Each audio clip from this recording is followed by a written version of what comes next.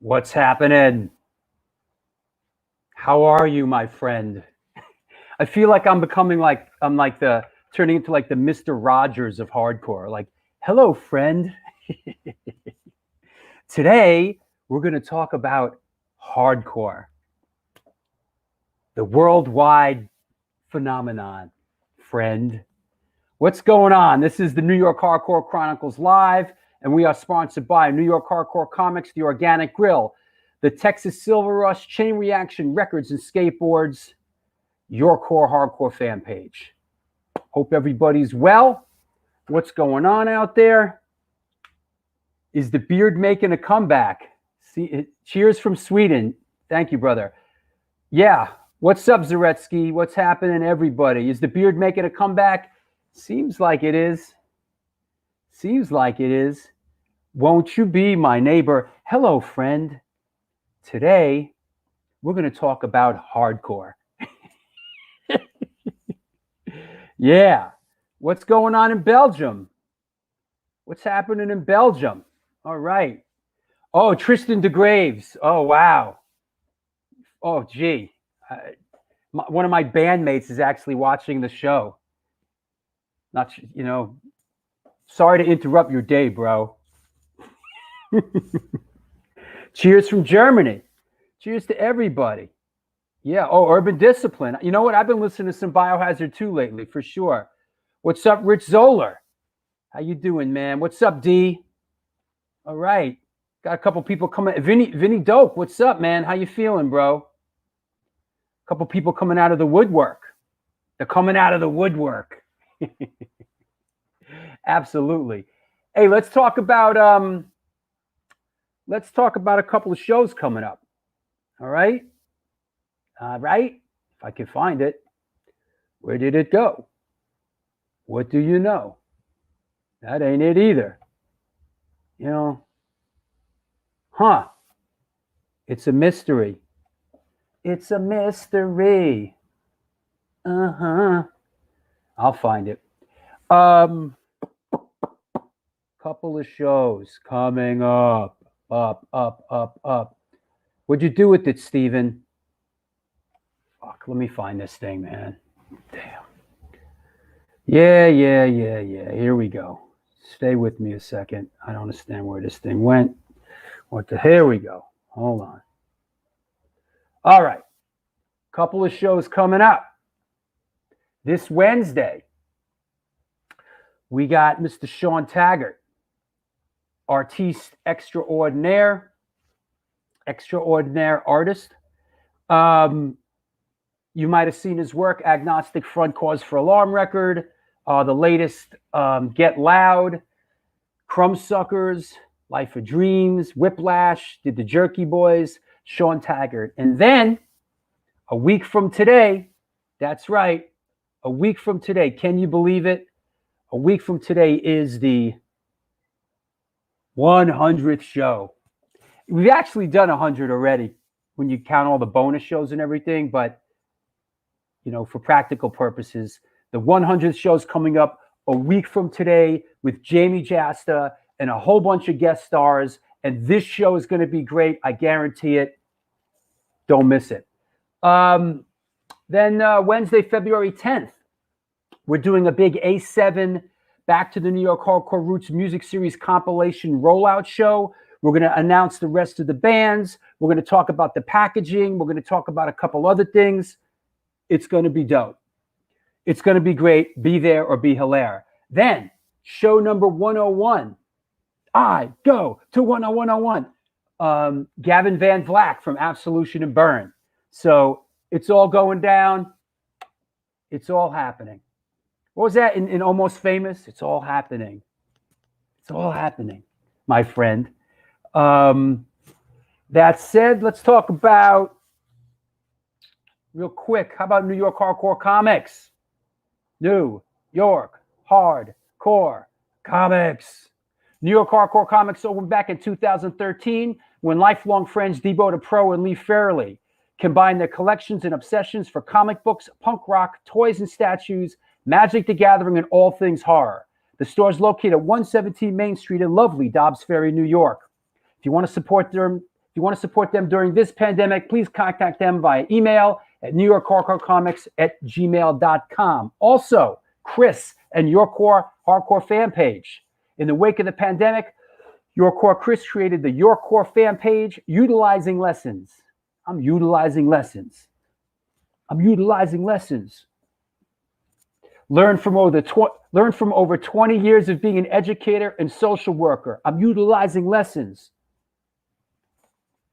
He decided to reach where hardcore punk and the surrounding genre of bands create, utilizing lessons. Not only their music, but their message. The interviews are from a psychological perspective to harvest motivation, personal insight, and perspective. Please reach out to them on Facebook or Instagram if you have content to share or you want to promote your band. Your Core fan page. Utilizing lessons. Talking about transgressions. I'm utilizing lessons. That said, hey Sarah, how you doing? All right. Wow, some people are coming. Some people are, hey Gina. What's up, Gina? How about them Rangers? Ooh. Ouch. That said, all right. Here we go. Let's get the hardcore shutterbug on here. Let's do photo of the week. What's up? Hello, neighbor. Hello, neighbor. What's that? The zombie apocalypse? What is that? Yes, it is. As a matter of fact, this is the KCBC Iceberg Zombie Apocalypse. Oof. Is that a beer? It is a beer. It's a fruited sour. That's a fruited beer? Yes, it's like a red beer. It's very tasty. All right, listen, if I was drinking, I'd drink one of those red beers. There you go. Yeah. So actually, happy birthday to Mike Gallo today. Oh yeah, Mike Gallo's birthday today. Yep. All right. And Johnny Rotten. My friend John Lydon. That's it. My boy. That said, how about we do photo of the day? Let's do it. Let's have some fun with it. Everybody, we're safe today to do wrong answers. So here we go. This is photo of the day. Steven Messina, Hardcore Shutterbug. Wrong answers only, please. Boom. What do we got here? Let's hear from you. Let's go. Now, I know who this is. I love this band. So. Yeah, this is a pretty one of the greats.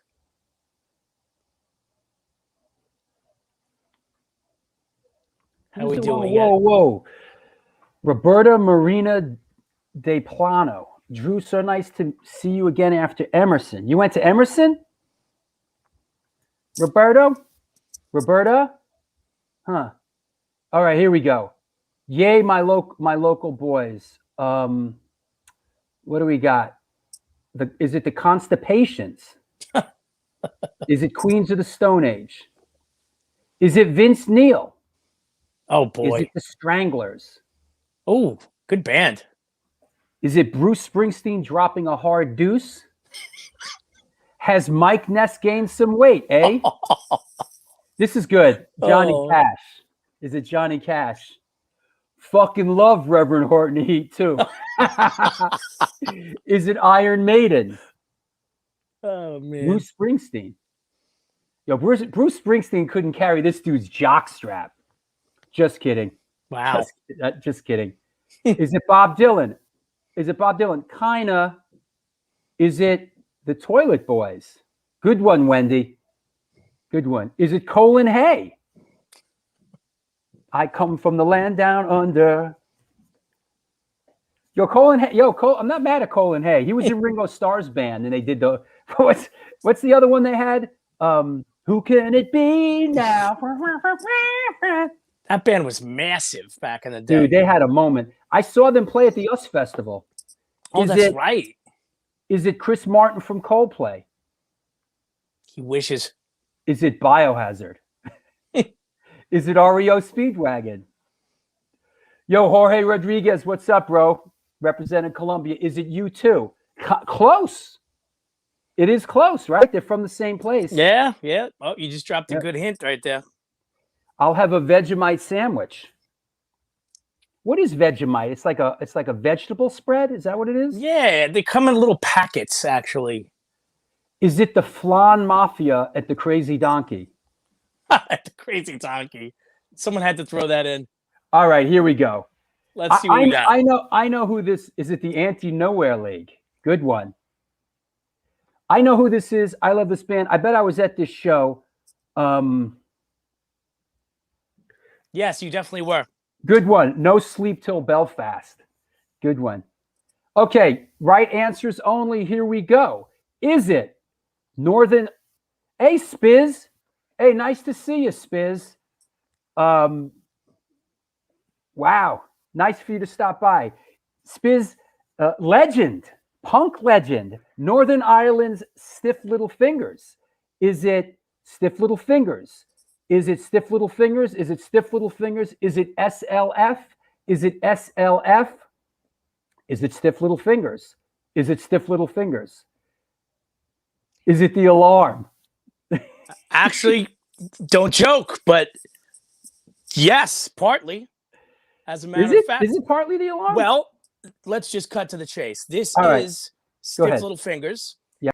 And the drummer in the Stiff Little Fingers is a gentleman named Steve Grantley, a friend of mine, who was actually in The Alarm for a bunch of years.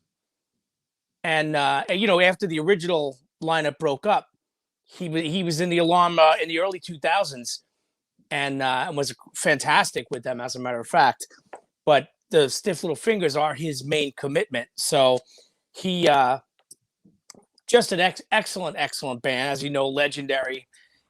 You were at the show because as I was going through the pictures, I found a couple of shots of you with a couple of ladies on your arm, and it was June 3rd, 2011, and it was Stiff Little Fingers and Kraut. A couple of ladies, huh? Oh yeah, yeah. My game is slipping during this COVID thing, man. And this was at the Gramercy Theater, as a matter of fact. Yeah. So no, it wasn't at the Crazy Donkey. Well, I remember Kraut opened up for Stiff Little Fingers. Yep. At the Gramercy Theater. I was there. There was like this run where I like saw Stiff Little Fingers. Like I think there was like a couple year run. They were in New York. Oh yeah. I saw them like 6 times in like 3 years. Like well, I never saw them before. I think this was the first time I think I might have ever saw them. And then I saw them like 6 times. Now this wasn't the time. I think the next time they came around, they did a show and then played the Grand Victory that night. Oh, I think that was the following year. Yeah. The following tour, I should say. The funny thing, the first time I saw the Fingers was opening for the Dropkick Murphys at Roseland Ballroom. And like I said, I had known Steve. So afterwards, we all went out for a beer. You remember the movie Sleepers with Brad Pitt, with and Kevin Bacon, and Billy Crudup kills Kevin Bacon in the bar in New York City. I forget the name of the bar, but that's the bar we were at. Oh, I know this place. And me and the Fingers were there, and my brother was there, and we all had a bunch to drink. And me and my brother ended up getting in a fist fight in front of the Stiff Little Fingers. And then we, of course, being drunk, hugged it out and got over it. And Jake and the Stiff Little Fingers were like, "Yeah, I got brothers. I know what that's like." Yeah, that's what Sid the Kid says. They played Irving Plaza, then the next night at Grand Victory. Yeah, and Jorge remembers. He said, "I remember you went with your son at Grand Victory." Yeah, at the time, I brought my kid. He was young at the time. He what was it? 10 years? He was probably 10, 11. Yeah, 12 this is 10 years ago. Right. So we went to Grand Victory, and I know the people that were running the place, and they kind of looked the other way and let me come in with my kid who was like 11 or 12 at the time. And they put us, there was like a little there was a barrier, and they put my kid in front of the barrier. And, Grand Victory is a small place. Yeah. And we were like right there. It was to see Stiff Little Fingers play in a little bar that close was like really, really, really great. And of course, to do it with my kid was really cool, you know? Is he into the music? Is he into it now still? Or No. My kid's into like whatever 20-year-old kids are into these days. Like, well, that's not true, but I mean, he is and he isn't. Like, he's into like stuff that his peers are into, you know? right. You know, so yep. There you go. So all right. Yeah. Yeah, there you go. Yeah. Yes. Very good, Lenny. Yes. SD, Sean Dixon, was working the door. So I showed up with my kid and they let us in, even though not supposed to be letting kids in bars. And they sort of shuffled us in and it was like, wow, it was amazing. It was great. So anyway, fantastic, man. And yeah, that was great. And I love that band, man. That band's great, man. Classic band. And great. You know, probably one of the all-time greats, really, when you think about it. Spiz, you played in November 1980, or Stiff Little Fingers played 1980 Irving Plaza. So that said, yeah, that's kind of what my kid listens to, mumble rap, pretty much. You know, whatever. What am I gonna do? Disown him? Nah, my kid's seen it all with the hardcore stuff too. My kid loves music. You know, he's just that's like the stuff his peers are listening to. You know. There you say. So all right, bro. All right then. Well done. I like when you do the show from home and there's no technical issues. Oh God, me too. Me too. All right, so much more comfortable. See everybody later. All right.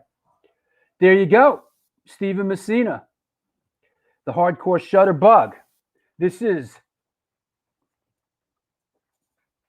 New York Hardcore Chronicles Live, sponsored by New York Hardcore Comics, Chain Reaction Records and Skateboards, Your Core Hardcore fan page, the Texas Silver Rush, and the Organic Grill, which is a vegan restaurant located in East Village, New York City at 123 First Avenue, featured in New York Magazine, New York Times, and Veg News. Hey, man, have you seen the latest issue of Veg News? Their dishes have won numerous awards, including Best Veggie Burger. They make their own cheeses, sausages, and burger patties, and every dish on their menu could be made gluten-free. This year, they're celebrating their 20th anniversary, and they're all about having a great time while enjoying amazing, clean food. After 3 months of being closed, they're now open for deliveries. Get in touch with them. Order some great food at www.theorganicgrill.com. That said, I know New York, we're here in New York. We're getting ready for the big, it's going to snow. There's going to be a couple inches of snow. You know, it's, you know, after all the, you know, the COVID stuff and the Trump stuff, it's like they need something to talk about. So the big snowstorm coming, which, you know, it's probably going to be 1/4 of an inch. Friggin' morons. You know, Veg News. What is Veg News? You know what? We gotta get a copy of Veg News in here. Going to be way more than that, my man. Yeah, listen. Not where I live, bro. I live in a pre-war building. There could be a nuclear holocaust outside. We wouldn't know. How's the outside cam? You know what? I should hook up the outside cam. Show you guys what's going on. Where is the outside cam? 2 feet. Rat Bones. If it snows 2 feet here in New York City, you know, I'll eat my duty. 2 feet. Listen, I got a bridge to sell you in Brooklyn if you think it's going to snow 2 feet here. Anyway, I want to shout out Spiz, his weekly radio show on every Wednesday, 4:30 UK on 104.4 FM in London and ResonanceFM.com. Spiz, you're welcome here anytime. You know what, Spiz, you have to come on the show. I got to book you on the show. So here we go. Let's clear the deck. What the heck? Let's bring on today's guest. Excited about this. I'm ready. You're ready. We're ready. New York Hardcore Chronicles live style. Let's go. Today's guest is an American multi-instrumentalist hailing from the city of brotherly love, Philadelphia, PA. He is known for his solo work as well as his work with the bands Underdog, Bad Brains, Urge Overkill, The Goats, and of course his very own McRad. He's also known for his career as a pro skateboarder and can lay claim to being the first African American on the cover of Thrasher magazine. Please welcome, coming at us from Ambler, PA, our old friend, Mr. Chuck Treece. Yo, man, what's up? I mean, what's happening, baby? How are you? I'm good. How are you? Fine. What's happening in Ambler, bro? Just relaxing right now with my son, my youngest son, Kieran. We're just kicking it. You know what I mean? Just hanging out. Is it snowing there yet? Yeah, it's coming down pretty good. All right, cool. All right, let's jump into it. What's the latest? What was happening with you when the zombie apocalypse hit? Did you have shows booked? How did things change? Well, yeah, March 7th, I was out in Phoenix, Arizona, performing with Kieran at a thing called SkaterCon. And March 13th, I was supposed to go see Flogging Molly play, and that's when everything kind of shut down in LA. So basically from last March 13th until now, like my whole kind of commerce of dealing with music and musicians and even skateboarding, it's just completely changed. So there's been some, but not as much as it's, not enough to keep yourself sane. Yeah, for sure. So your son plays in McRad with you? Yep, and also we have a project called Bing Crosby. He's a drummer. He can play bass and guitar. Back there. Yeah, he's back there grubbing. So is he playing bass? Drums. Oh, he's playing drums. You're playing guitar. Yep. Normally live, it's a two-piece. Got it. Yeah. That's cool. Yeah. That's cool playing music with your kid, man. That's awesome. Yeah, it's fun. He's been doing it since he's been like 4. So at least you know you can count on him, right? Yeah. It's like it's like that's what I used to say when my kid was growing up. Like kids are cool. Like they're almost like at a certain age they're like your personal slaves. And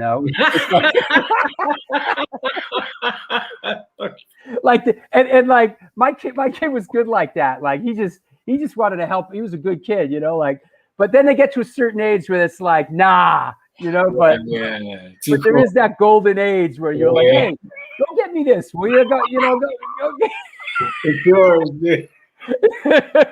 Yeah. Maybe I need to have a couple more kids so I could get some help around here, Wow. Okay. Yeah. Oh, you know what? Let's have a couple laughs because that's the only true currency we have in this life. True. True. Hey, so where did you come up? Where were you born, raised, and how did music come into your life? Where I originated was Wilmington, Delaware, where my father and my mother first were together. I was born and raised there to about age, say, 11, and then I moved out into the burbs like age 13 to go to just different schools. My dad wanted me to check out different things. He's a military guy, so he had a different insight on what to do with his family. So you grew up. Your dad was a military guy. Yeah, you grew up in like a military household. Well, pretty much. So yeah, he's a PT instructor. You know what I mean? So he did his thing. He only really enforced that on me when we were like packing up gear. Because he played in the band himself, and he just showed me at an early age how to kind of like really utilize the time of like making sure you don't take people's hands off and doing different things when you're loading gear. Because when you're young, you're loading gear, everyone's just throwing it around. You're not doing it as a method of survival. And that's what he taught me through the military style. He never forced me to go into the U.S. Army because that's what's his home. I mean, that's who buried him, when he passed. You know what I mean? So they honored him. But that was never an issue with me and him ever. And you said he played music, so there was music in your home. Did he listen to music? What kind of music was in your household growing up? He listened to a bunch of different, rock. I mean, at that point, Janis Joplin. He was out. Hendrix was out, and Earth, Wind and Fire, a bunch of different bands. And the band that he was in was a top 40 band, so they played a bit of everything. But what I noticed when it came to an R&B band playing rock and roll, they had the guys that could really play it from a guitar player standpoint. So I got a chance to watch all these guys rehearse in the living room and kind of pick up, things that were just kind of like on the spot moments for me, but they were rehearsing to kind of sound like the record, the top 40 band, it's the anthem. That's great, man. That sounds like a great environment to be a kid in, Yeah, it was fun. Yeah, I mean, I can relate. My dad was a film director, and I grew up, going with him to film sets and watching him work with actors, and that's kind of, I came up in that, and that's sort of the field I ended up in for the most part. And yeah, that must have been great. How you moved to Philly as a young teenager? Mm-hmm. Well, yeah, basically my mom moved to Philadelphia like when I was like age 5. And so it was always back and forth, spend time with my dad, spend time with my mom. And so we both had different sides of like family going back and forth. It was only a half an hour trip, so it wasn't that bad.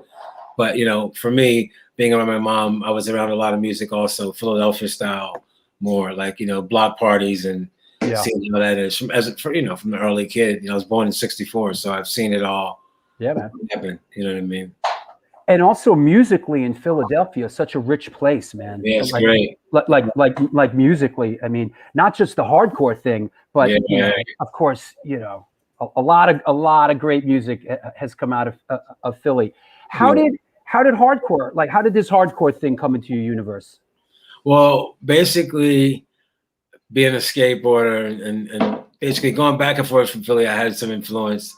So it was like early stuff was, I got into like the ska bands, Selector, Specials, and different things. And I got into like, Sex Pistols early on, probably like, age like 15-ish and everything. But how it blended into kind of the hardcore was just me knowing kids around, New Jersey and being able to travel to different, cities and go to different shows. So my first hardcore show was going to see the Nihilistics.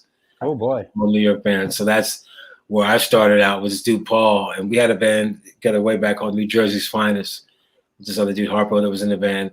So it was just a fun little band we had for a while before McRad, got started. But it's more or less kind of like the early 80s. I spent more time in, going to shows in Jersey than I actually did in Philly, because just this is the people that I was hanging with and who I learned from, so.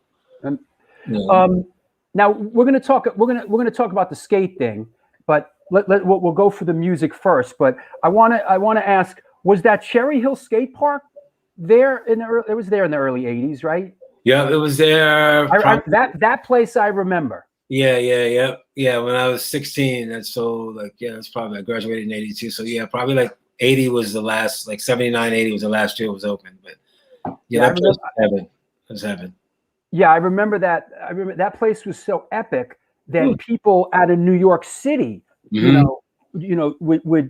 drive there. Yeah, Popo and Puppet and all those dudes. Yeah. Killer. Yeah. Yep. So that makes sense. How did now? So going to these early hardcore shows, who influenced you early on as far as hardcore goes? Who caught your eye? Who really, got your ear? Was anybody you saw that really resonated for you?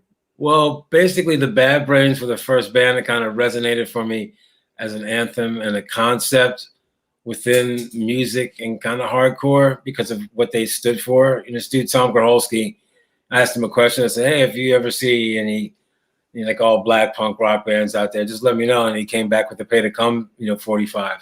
Right. And if anyone knows, when you put that on, when you first hear it, it kind of blows, your mind.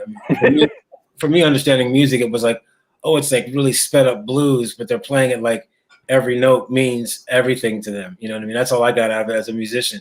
Right. That's what attracted me. The Bad Brains kind of pulled me into, like the Boston Not LA compilation with, Gangrene and all that stuff like that. I mean, those, we had just the right bands and, all the early, New York bands, Murphy's Law and Gnostic Front, just, there was a lot for us to choose from, you know what I mean? Outside of Misfits and all the other bands that were floating in and out of New York, what was about to become to me, even stuff that was even around Underdog was still an influence. You know, there's just so many people doing so many different levels of music.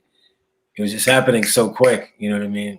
Yeah, it was a very vibrant time, those early '80s, and I think that it just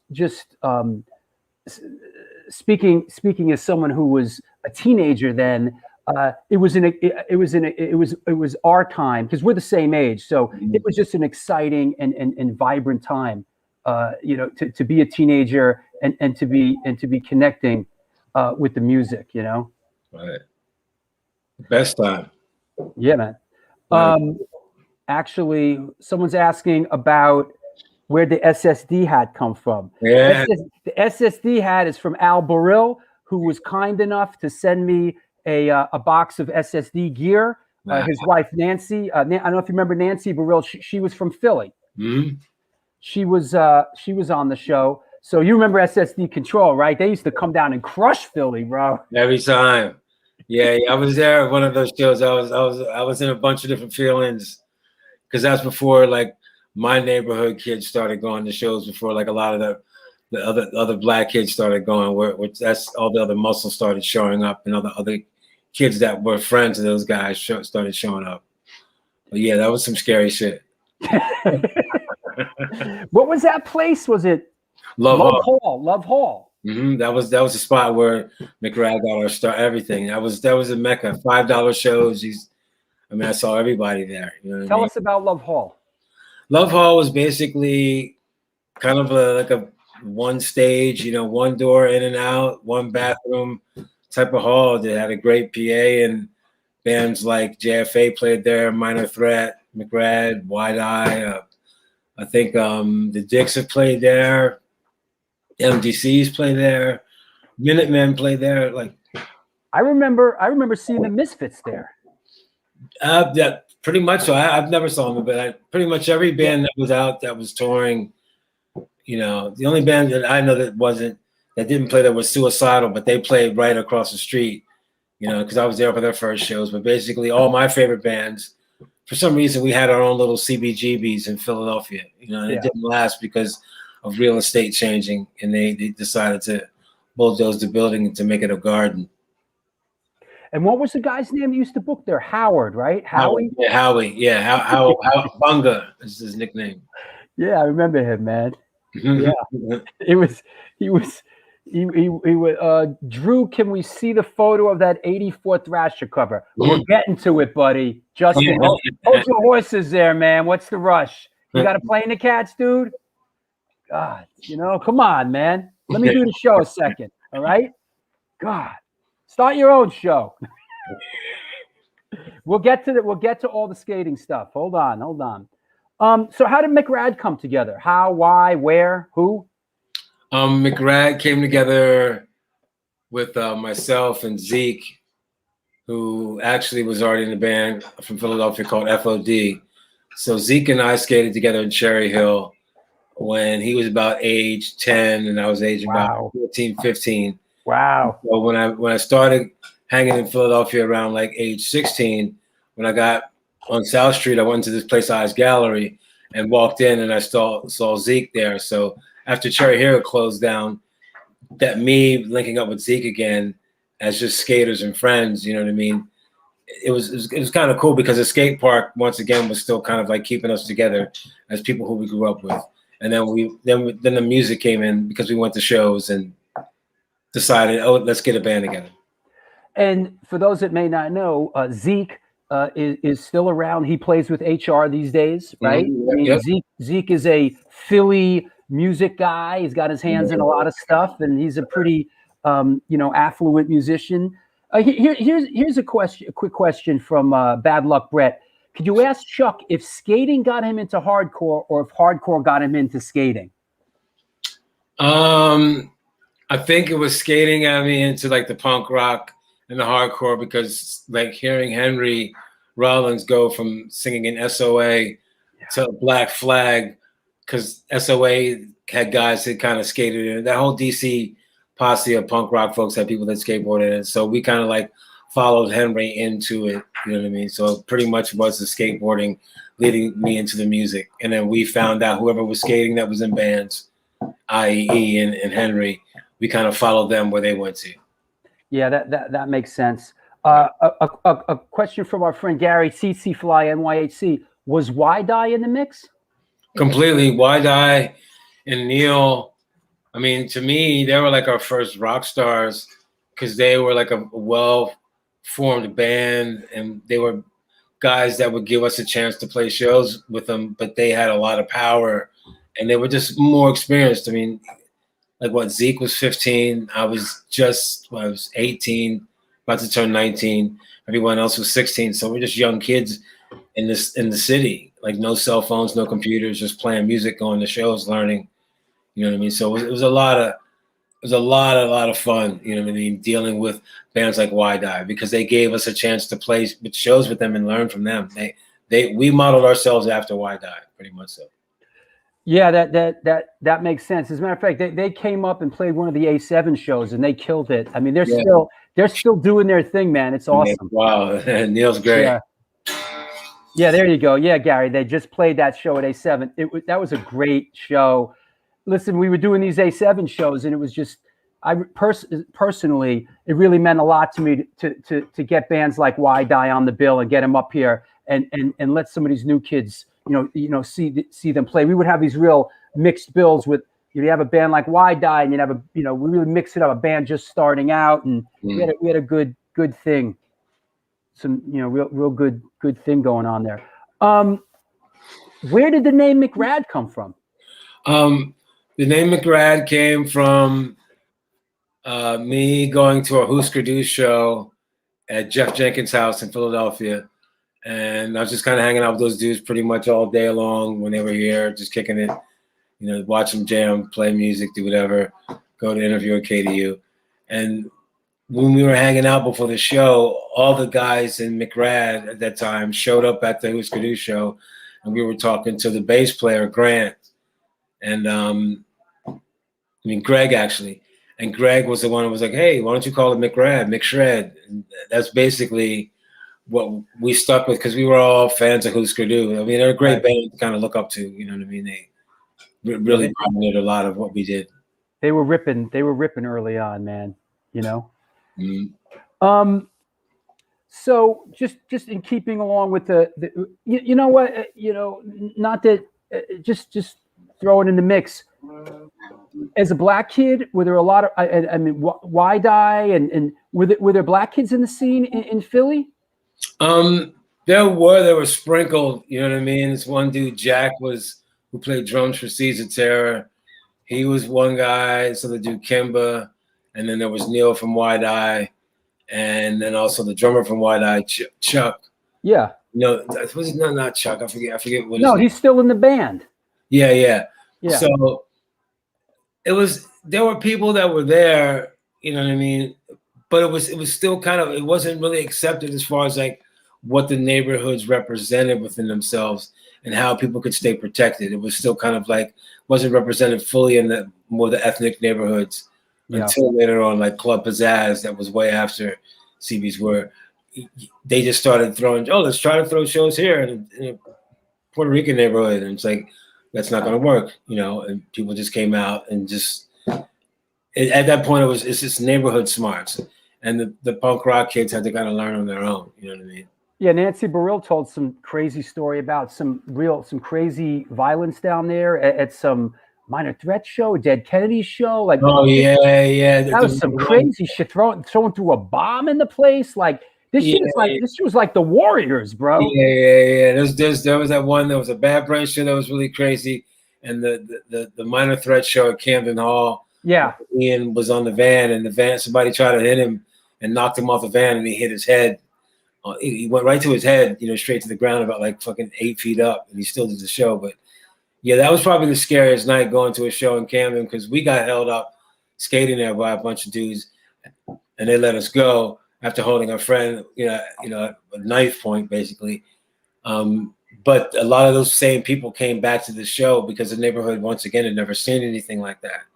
Like now, most shows, kids know how to protect themselves, and they're not going to let too much happen.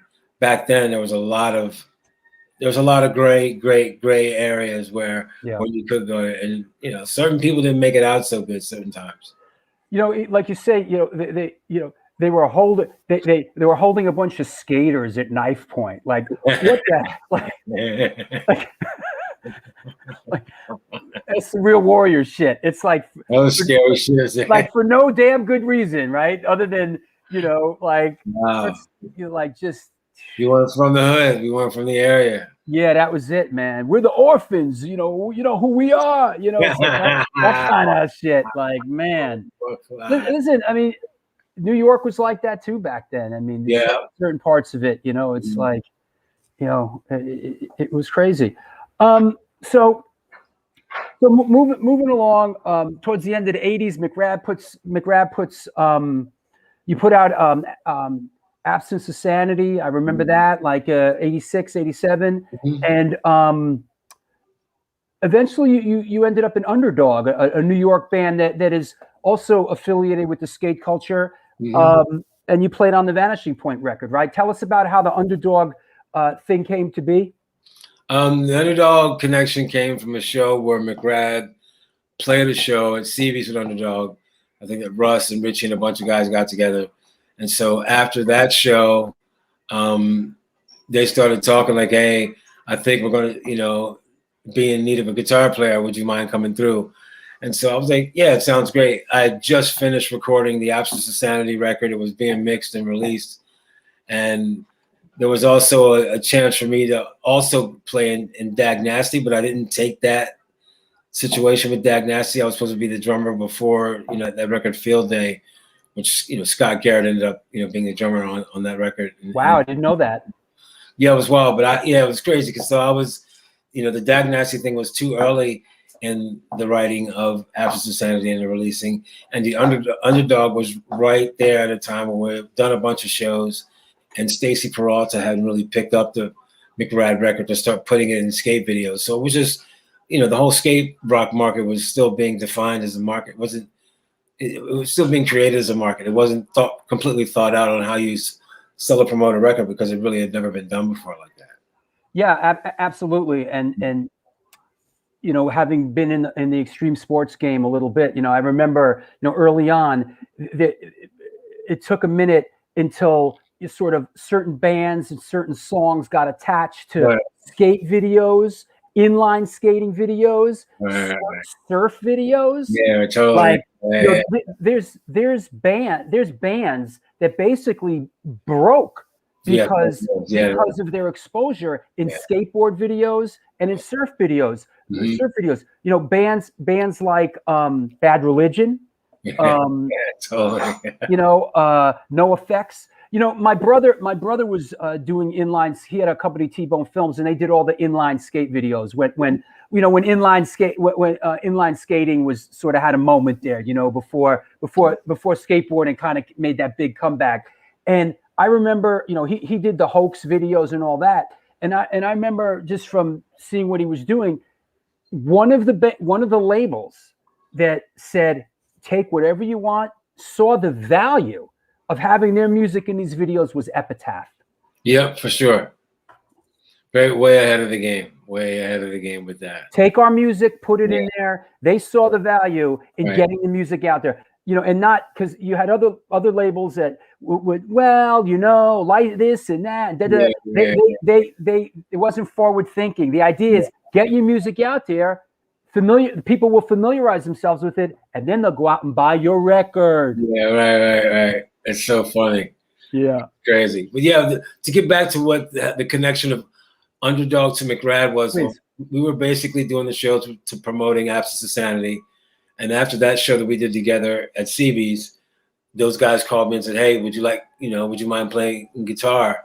And so I said, you know, yeah. And we did some shows, and then we started writing and creating songs for Vanishing Point. Richie had already had the record written and figured out, but he had to explain it to us. And, you know, it took a good amount of time rehearsing and doing shows and making sure that we could do it live in the studio with minimal overdubs.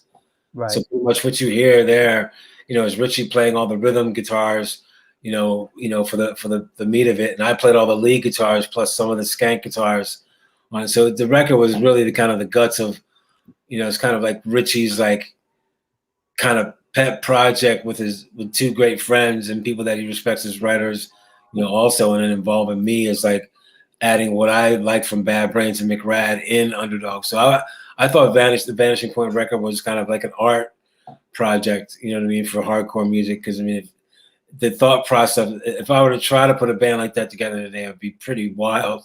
Was it set out to be an Underdog record? I know sometimes, hey, this is going to be my solo. No.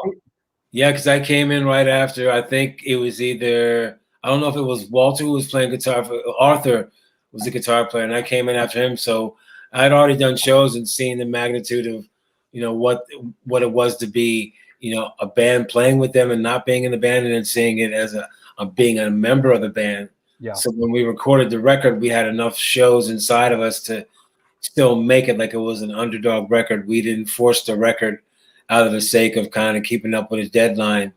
For some reason, they chose to integrate me at the right time. You know what I mean? It was definitely planned out to be an Underdog record and to make things as official as possible.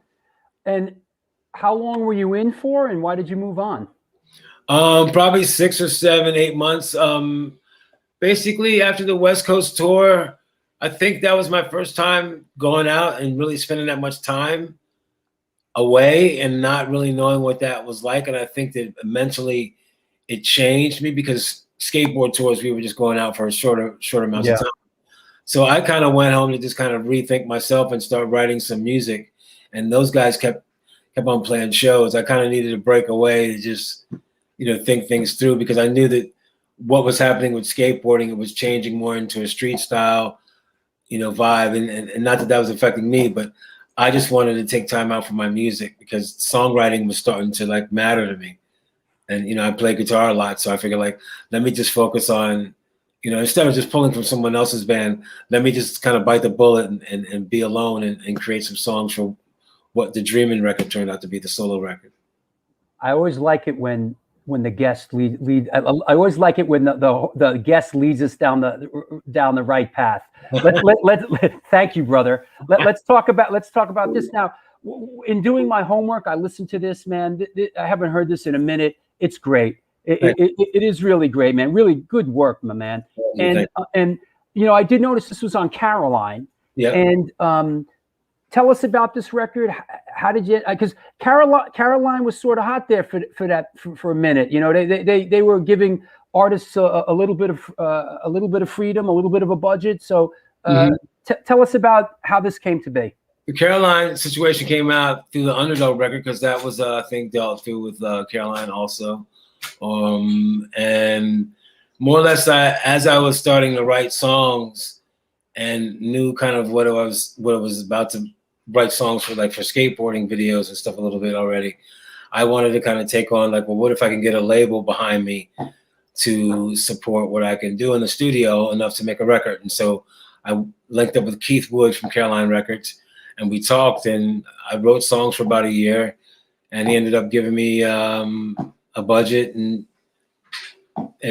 I think some of the record is a little forced mentally, where I would have come from musically now, but I know that the record means a lot to me because of how I had to push through it to get it done, and to kind of challenge what kind of a songwriter do you want to be? Because I could have stayed in the realms that I've known, hardcore and punk rock, but I kind of wanted to come out and utilize some different things as an experiment, just for this record.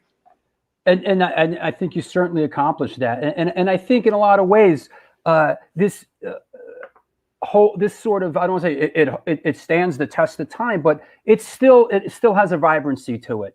Thank you. Yeah. Very happy with it. Yeah, it's cool. Yeah.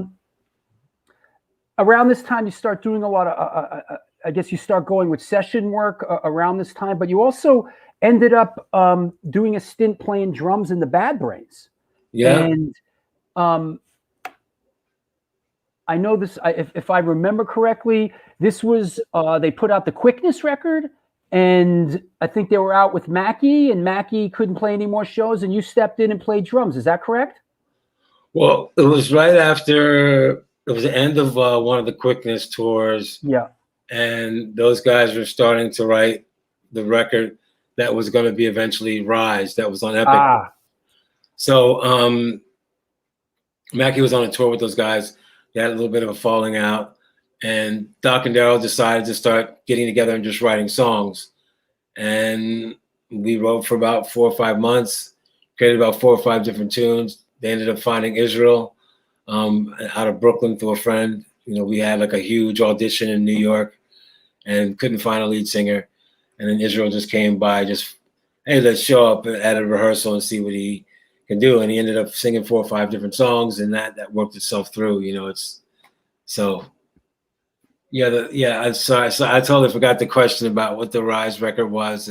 well, didn't you go out and did you tour with Bad Brains? Yeah, I did. So yeah, basically what it was is once we were writing for that record, Mackie went back in the band. They recorded the record for Epic, and then they did about a year's worth of touring. And I came in on the last 6 to 8 months on the touring. You know what I mean? Because Mackie again once had like another falling out. So at that point, I kind of already knew what the set was like. So I just got a chance to reignite, you know, just kind of the love that I had for the music, because that's what I got from it. To play those songs that I grew up with. And when you were out on the road, that was Israel singing? Yep. Yeah. Mm-hmm. The whole part of it, every show. Yeah, right. He's great. He was on the show, man. He's a kind soul. He's a good dude. Yeah, for sure. I mean, I find it interesting and certainly commendable that you could step in, you know, and fill Mackie's shoes. Big shoes. Like, come on, bro. And I mean, it's one thing. Okay, I'm stepping in Mackie's shoes, but you're stepping in Mackie and Brother Earl's shoes. I know. That's like, come on, bro. No. Many of sleepless nights listening to my rehearsal tapes, because I would record everything, and I would just. It got to a point where the only way that I was able to do it was to like play it like it was jazz music, because instead of playing with a lot of volume, I literally had to break their drum parts down to where they could play them with a lot of volume, but I understood what was going on because it's intricate playing between Mackie and Earl, and those guys are insane. They're insane. It reminds me, that just reminded me of, remember Jerry's Kids from Boston? Yeah. The way that they used to rehearse is they would do the songs at half speed, right? Then they would do the songs at I think at regular speed with no vocals. Right. Then they would go all out and do it and then they'd go all out doing it with vocals. But I always thought the half speed thing was interesting, just to sort of get and then ramp it up from there, you know? Oh, yeah. Chris is a beast of a guitar player. Yeah.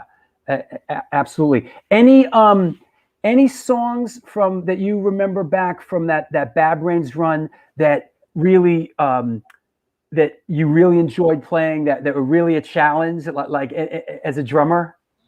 A Reignition was a wild one because of how it's played and how Mackie plays and how Earl plays it and how it should be played and how you should be able to play something that should be played.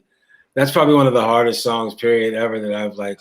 That one and Pay to Come, because there's a certain swagger with Pay to Come that if you don't swing it, it gets sterile. You know what I mean? But those two songs pretty much are the ones that really kind of shook me. And dealing with Mackie's got a super fast foot, so I had to learn to have that on command. It took some years, you know what I mean? But the learning lesson of it was more than like, wow, I'm playing after these two drummers. I'm like, no, I'm playing after drummers that they had to struggle with these beats themselves to learn it. You know what I mean? That's Mackie, the dude that really doesn't need a double bass pedal, you know? No, not at all. Why do you need a double bass pedal when you got a foot like that? A flicker foot, man. Jeez, man. So, all right. Hey, let me shout out some sponsors. Let me take care of some business, and we'll come back and we'll do album of the week with Sid the Kid. Okay? Killer. Fantastic. There you go. Our guest is Chuck Treece from McRad, Bad Brains, Underdog, Pro Skater. You're watching the New York Hardcore Chronicles live. We are sponsored by New York Hardcore Comics, the Texas Silver Rush, Your Core Hardcore Fan Page, Your Organic Grill, and Chain Reaction Records and Skateboards. Chain Reaction Records and Skateboards, located in Lakewood, Colorado, is the Rocky Mountain headquarters for all things punk, hardcore, and metal. Established in 2014, they have the largest selection of CDs, shirts, stickers, patches, and accessories between Chicago and LA. From the pit to the ditch, they got your back. Get in touch with them at www.chainreactionrecords.com. I want to remind everybody out there, I know there's people out there today that are going, you know, I freaking love this show. How can I support this? Funny you should ask. There is a Patreon page. Patreon is our community within a community. You can support. We need your support. Your support is what makes this happen. So check out the Patreon page. I release all kinds of never before seen videos and footage, do private shows on Patreon, photos never before seen. It is our community within a community. Please join it. There's a $2 tier, a $5 tier, a $10 tier, 96 tiers. It's all on there. Please go check it out. Also, for those that can't wrap their head around the statistical density or conceptual continuity of Patreon, there is a, if you want to make a one-time donation, there is a PayPal. It's at stone4124@AOL.com. So please support this show. That said, I want to shout out a couple of my new patrons, Chris Hartnett, Olivis Machir, Meredith Bain, Hedrick Feller, David Funk, get the funk out of my face, Jose Pepe Bayonne One Lesson, Barefoot Mailman. Yo, these are the people that support the show, man. Manuel Leston and Marco Aliexo. Thank you all for supporting the show. Thank you for enabling my dream to come true. Lurking is so last year. Pay the man. Thank you, Maddie. Thank you for being a patron, bro. Tina Ramone. Hey ho, let's go, Tina Ramone. Support the show, Tina Ramone. Yo, I friggin' love this show. The show friggin' loves you, Larry the Hunter. Listen, man. It's mutual. This is the tie that binds us together. This is music. The universal language. What do you want me to tell you? What else do I want to mention? Oh yeah, how about a you know what? How about this? Let me talk about. I haven't talked about this in a long time. Let me clear this. Let me clear all this out a second. And I just want to do a little self promotion here.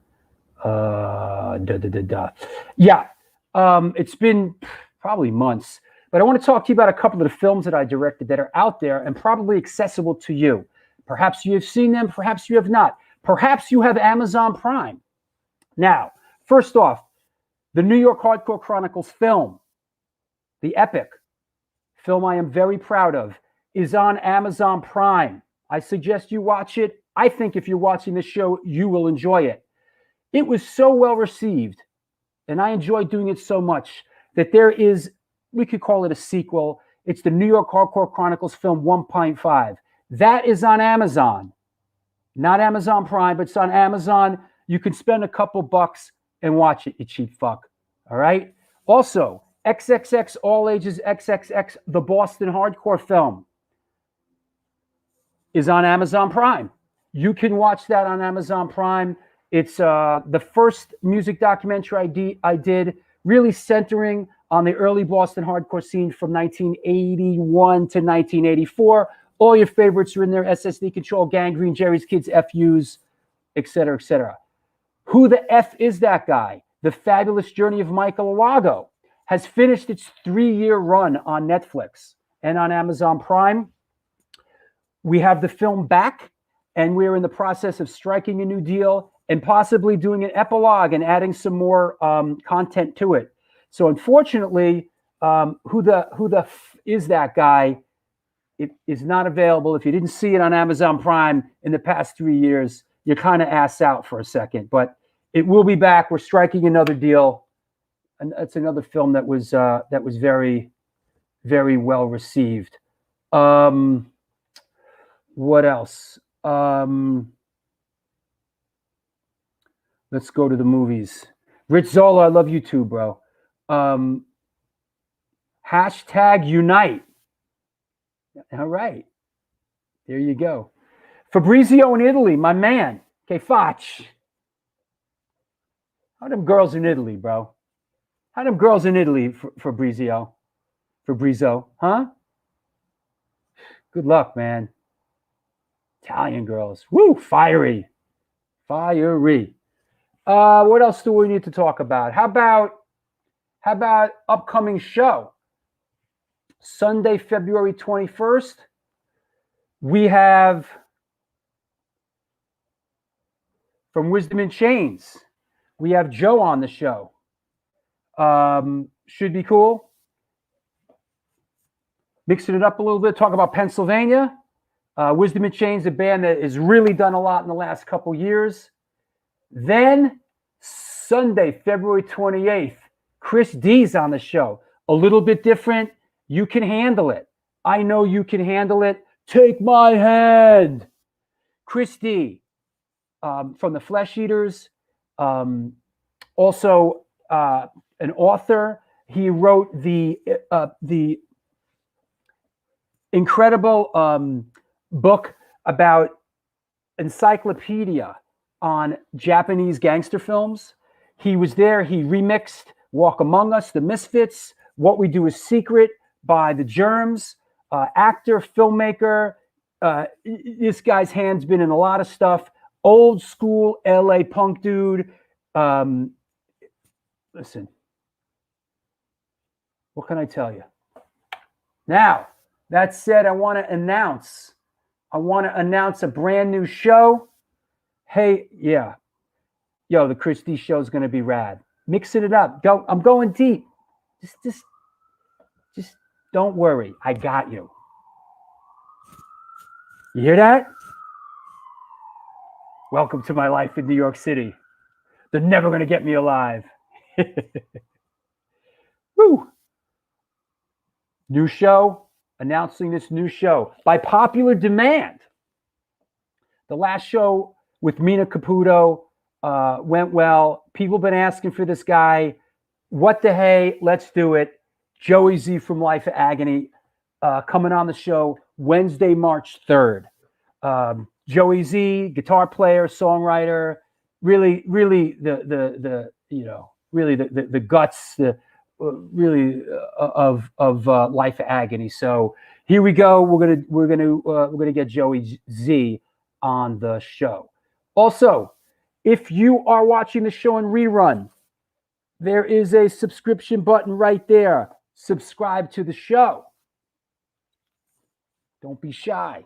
This way you get an alert every time there's a new show, and you can keep up with what we're doing.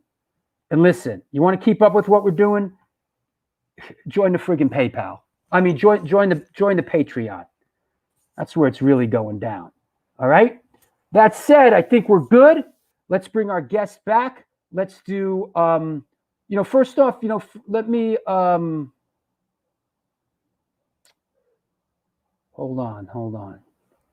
Let me bring Sid the Kid back on. Yes, by popular demand, Sid Van Winkle. Bring him back on the show. Here we go, Sid the Kid. Will he be naked, asleep, or dead? Place your bets now.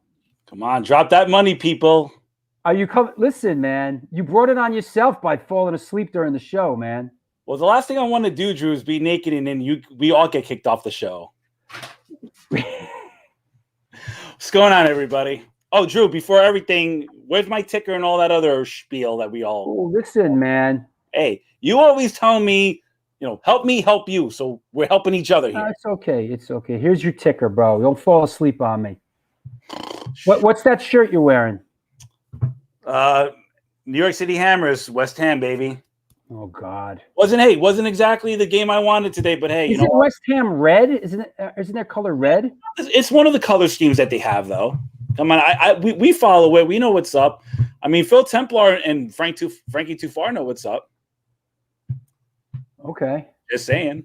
Are we dropping? What are you dropping names? Well, is that dropping names? Frankie Too Far and Joe Templar. Hey, they watch the show too. I know Frankie might be watching, just to see if I was falling asleep. Love Frankie Too Far. Listen, Sid, Sleepy Sid in the house. There you go. You missed it. You missed Sid actually dead asleep on the show. But you can go. What show is that? The last one was that Igor. That you can watch it. That's the Igor Cavalera show. Watch last week's episode. Come on, even I had to laugh at that when I saw it. Hey, listen about the Sid the Kid thing. It's like the Beastie Boys. Like, how long could they be the Beastie Boys when they were like getting close to 50? At what point are you like Sid the teenager or Sid the middle-aged dude? Does that happen at any point? Or is like Sid the Kid? It's like it's in your heart, right? I guess, but hey, blame Jimmy G because he's the one who gave me the nickname, and it's stuck. From the age of 10, it's stuck. Like, that's what happened. Got it.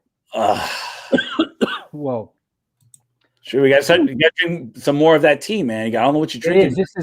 This is the ginger tea with ginger crushed in it. Woo! I'm ready to go out and do crimes after that. Woo! All right. Good point. The Beach Boys are 90. Yep. So there you go.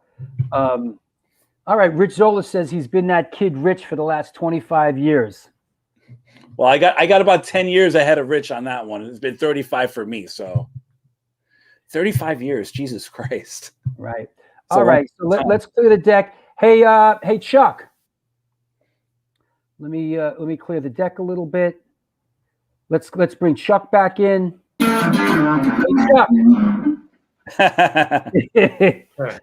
What's that? What guitar is that you're playing? It's a PRS baritone. Wow. That's nice. Is that your main guitar? Yeah. For the two-piece because I can play bass lines and guitar lines on it at the same time. So pretty heavy. That thing's nice. Yeah. So Sid, Chuck is going to join us. We're going to do record of the week. So here you go, boys and girls. This is Sid the Kid album of the week. Boom. All right. Take it away, Sid.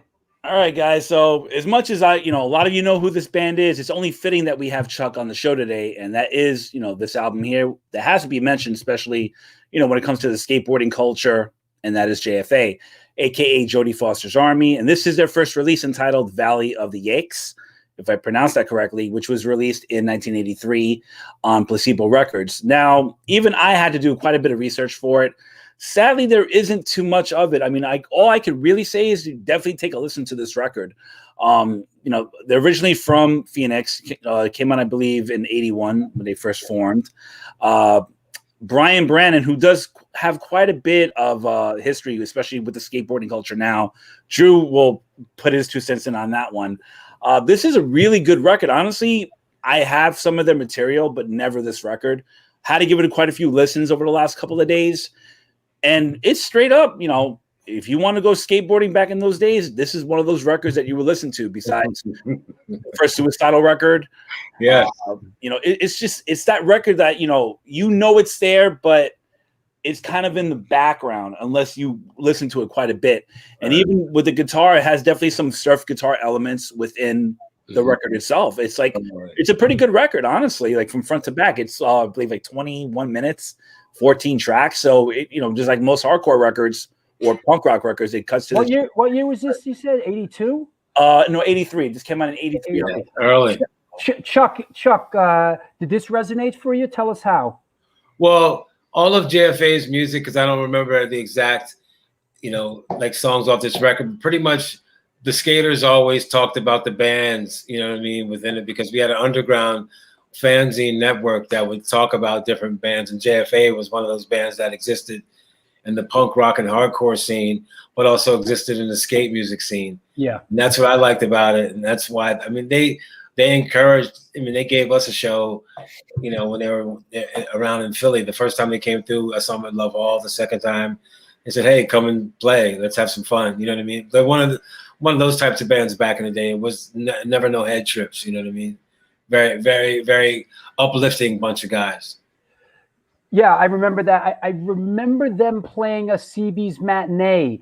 I remember them early on in the game, like very early, like 83. I remember seeing them play.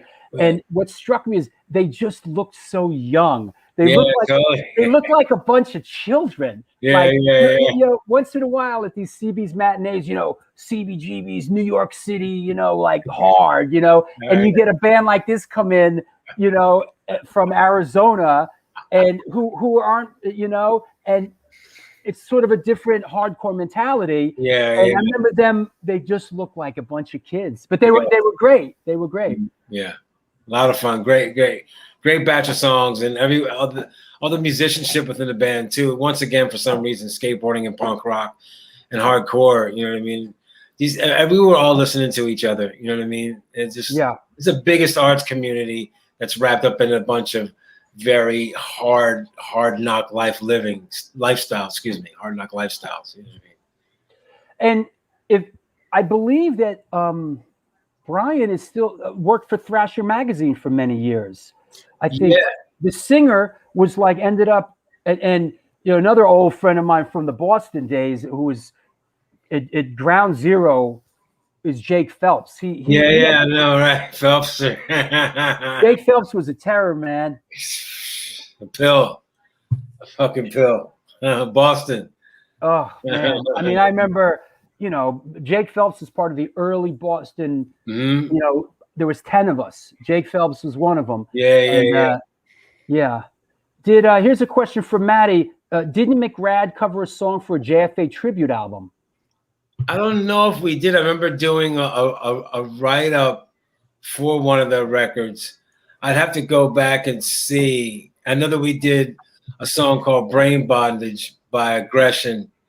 We did that for, you know, a compilation and stuff like that. But I would love to do a JFA cover. You know, there may be one, but it doesn't really strike me as one. You know what I mean? I love what those guys do. I keep in touch with Mike Cornelius, the bass player, a bunch, and you know, he's got his own stuff going on, and you know, out in Phoenix and stuff like that. It's just really cool. You know what I mean? To have friends for a long time. There's still I think there's two guys that are still in the band from the very beginning. Yeah, the guitar player and Brian.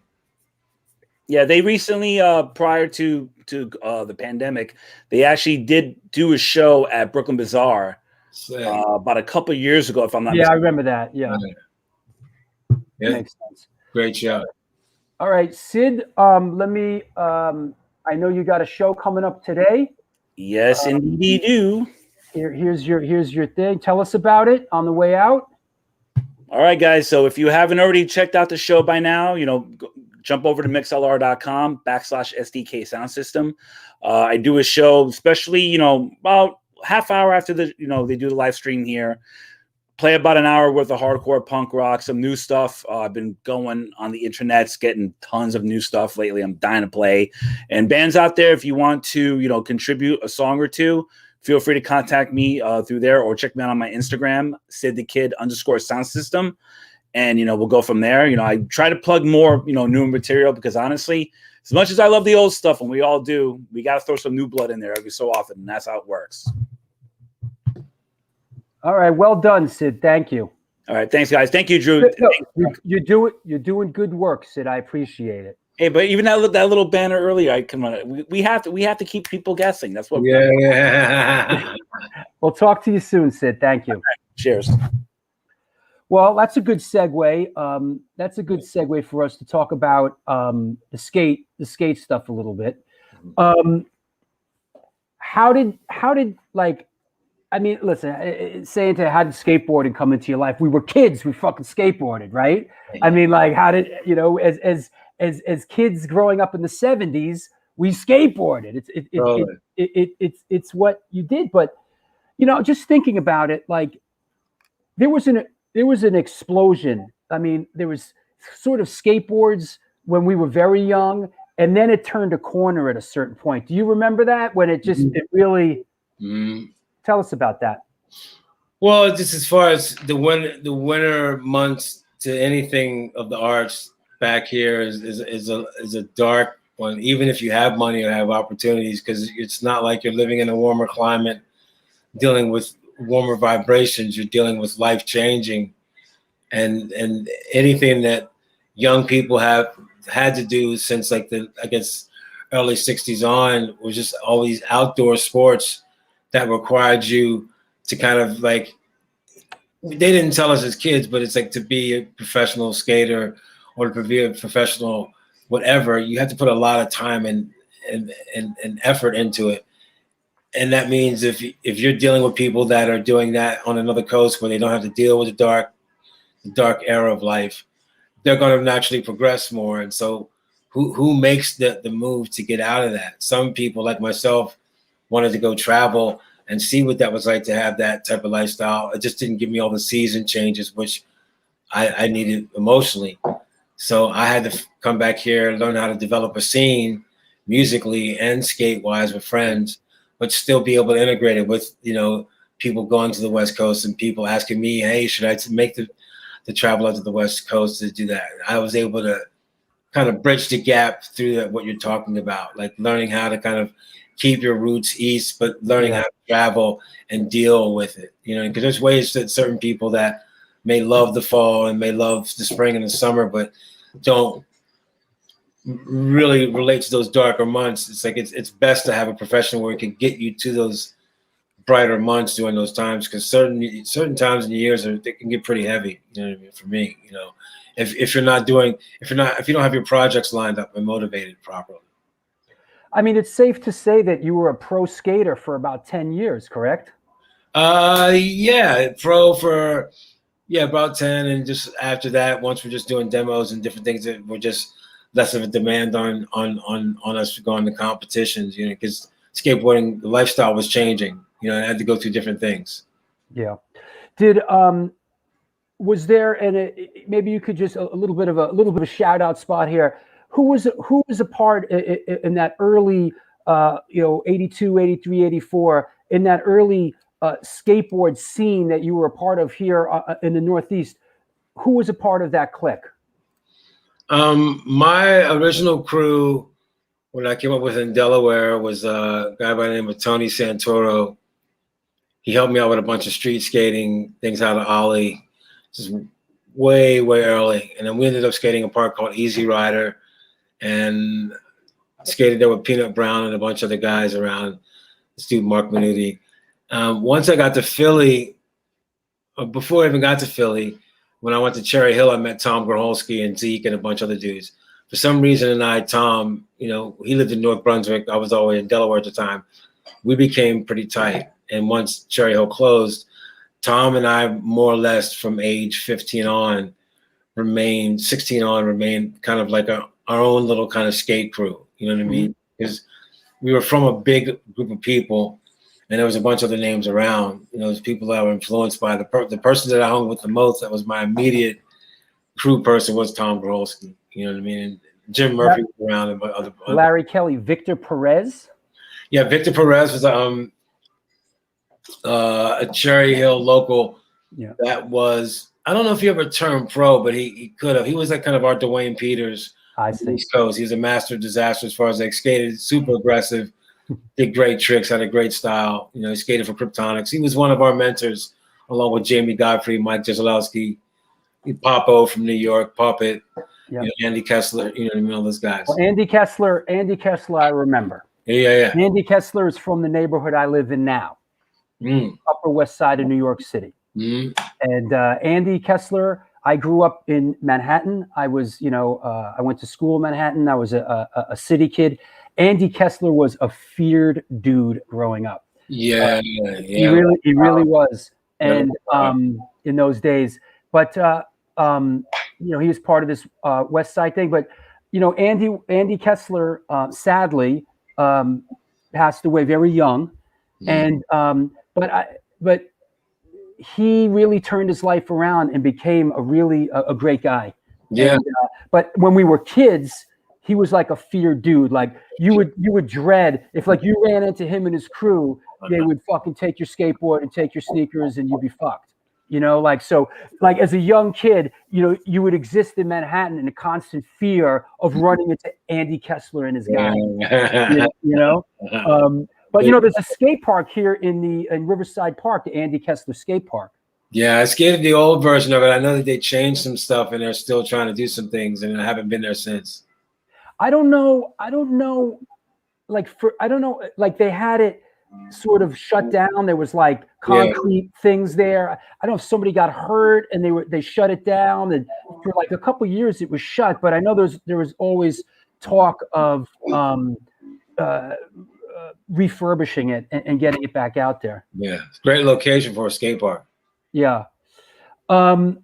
Hey, let's. Oh, you know what? I got this photo. Yeah, Andy Kessler forever. Yeah, it's interesting. Listen, Andy Kessler. Yeah, Rich. Yeah. Yeah, Rich. Richie Z. Yep. Big buddy. Yeah. New York. Dude. Let me clear the deck here. Let's talk about this a little bit. And like, listen, on this show, we don't really get into black, white, you know, straight, not whatever. We don't go. It doesn't. We're all, you know. But this magazine, Thrasher magazine, May 1984, you were the first African American on the cover of. Not that anybody in that world even recognized it as such. You were just a great skater, right? But I guess in retrospect, but tell us about this. Was it an exciting moment? Yeah, it was really cool. Like that was our local ramp in North Brunswick. You know, New Jersey. It was Tom Grholski's backyard. Great shot, man. Yeah, it's fun. And Glenn Friedman, you know, the infamous skater. Oh, is that right? He took the photos, so he kind of figured it out. Like this photo wasn't even planned within the skate session. He was just coming there to film us doing whatever we're doing, and the focus was mainly on Tom. And so basically, once we did this doubles routine, he said, let's figure out who's got their favorite trick of what they want to do. And so we all just started doing our favorite, just kind of one-offs. And as soon as he saw me do that, he had me do about like 30 of them. And he stood right there because that ramp's only 12 foot wide. It's about 11 foot high. So it's like you didn't really have that much room to carve on. So you really had to make sure that whatever lip tricks you were doing, you didn't want to fall off the side of the ramp and go into the car. But no, it was a lot of fun working with Glenn. Glenn is a visionary. And I mean, just looking at the picture now, I wouldn't even, I mean, my youngest son, both my boys have skated, but my youngest son is still skating. I would never send him out with pads like that. Like, I mean, that was what we had financially that was around. And I was a sponsored skater back then. I mean, skateboarding was healing itself back then. It was crazy. You know, everyone, I mean, wild. I like the sneaker. I like the duct tape, you know, you know, around the sneaker. Cause you know, that's we had to get, you know, it was cool that we were actually starving for skateboarding to be known and making it happen. And it can happen again and again. It just has to be packaged different. This was just like when the whole thing of it being the first African American on the front of a magazine, I found out last minute by calling Fausto from Independent, and he was at the mag. He's like, hey, you got the front cover. And I'm like, whoa, like I didn't find out till like 15, 20 years later that I was the first. Yeah. Just because of just this program that I was involved with, they informed me. Like I never, you know what I mean? Like skating, you're risking, like looking at the gear that we were skating, like we were risking our lives skating stuff that was good for that time, but it wasn't good for the pressure that we were putting on our bodies. Yeah. We still had to deliver under circumstances that wouldn't even be accepted in skateboarding today. You know what I mean? Yeah, that's very interesting. You know, it's things were very archaic and very primitive. Heavy. Yeah. Matty asks, are you skating in Chuck Taylors? No, these are like a prototype Van sneaker that they only put out for a little while, but it's my favorite Van sneaker that's ever been put out. It's like a really dope design. And there's been possibly some talk about putting that style out, but it's really cool. I forget what the actual model was, but you know, when they're sending you stuff, as you see, like I had those were like my regular go out, like hang out shoes too. Yeah, I didn't have 2 pairs of sneakers, so it's like that was it. Those you. Hey, our old friend Keith Burkhardt from the singer for Cause for Alarm. yeah, man. Yeah, says, hey, I skated Cherry Hill. I guess a little bit before you, Chuck. Just missed you. I'm thinking it must have been 79, 80. Yeah. I remember all the guys. I remember everybody who skated there. You know what I mean? It was such a beautiful place, beautiful time. Like those guys were like, and not to get off the beat. It's okay, man. We go where the horse leads us here, man. Yeah, but just about me and the whole being first as an African American, like as a skater, like I learned from skaters that were connected to surfing. And I knew that people from Hawaii surfed. I knew people from other places that had the surf culture within their lifestyle surfed. So I knew that surfing was a big world, and I just wanted to have my skateboarding matter in a big world. So it wasn't like I never thought that my skin color was going to have me say I'm going to be able to do laybacks well. I was stoked by Dwayne Peters and what he did with the layback rollout. And then my friend Tom said, okay, instead of doing it slow, we can do it really fast. So we called them fastbacks. Oh, you know, it's just because we had a small blue ramp, so we were able to practice that trick over and over and over. So when we got to an 11-foot ramp, we just took the same math on a 4-foot wall. We just applied it to 11-foot wall, and it worked. You know what I mean? So you have to think math and how you want to approach your athletic ability. You know what I mean? You can't think. It sort of reminds me of playing acoustic guitar and electric guitar. Right. It's like if you play a lot of acoustic and you really, you really work at it, and then you pick up an electric, it's like, whoa. Yeah, it's completely different. Yeah. It's a different thing. So that's for if anyone wants to figure out why I stay out of that, is because skateboarding was delivered to me by all different types of people. Yeah. And it's just the New York crew was so faceted with different people. You know what I mean? It was like that.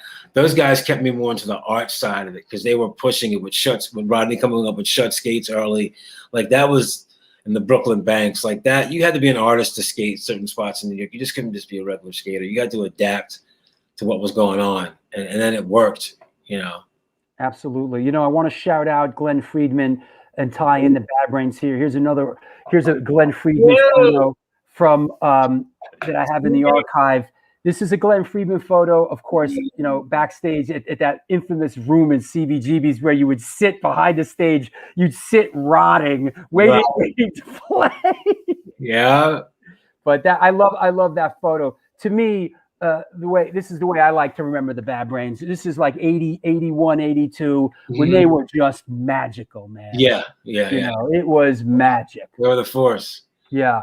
And then one other real quick one, not to get off not to get too crazy here, but I love this shot here of that Glenn Friedman took. This is a Bad Brains show at A7. Hell yeah. And you see Alvin standing back there. On the back, yeah. Their loyal roadie Alvin standing back there. But man, can you imagine Bad Brains at A7? Wow. Mm-hmm. That's the real deal. Those guys that whole crew. That's some amazing people. Yeah. I mean, it's wrapped up in it. For me to learn from all that and to be a part of it, it's just it's hard. It's so hard for me to.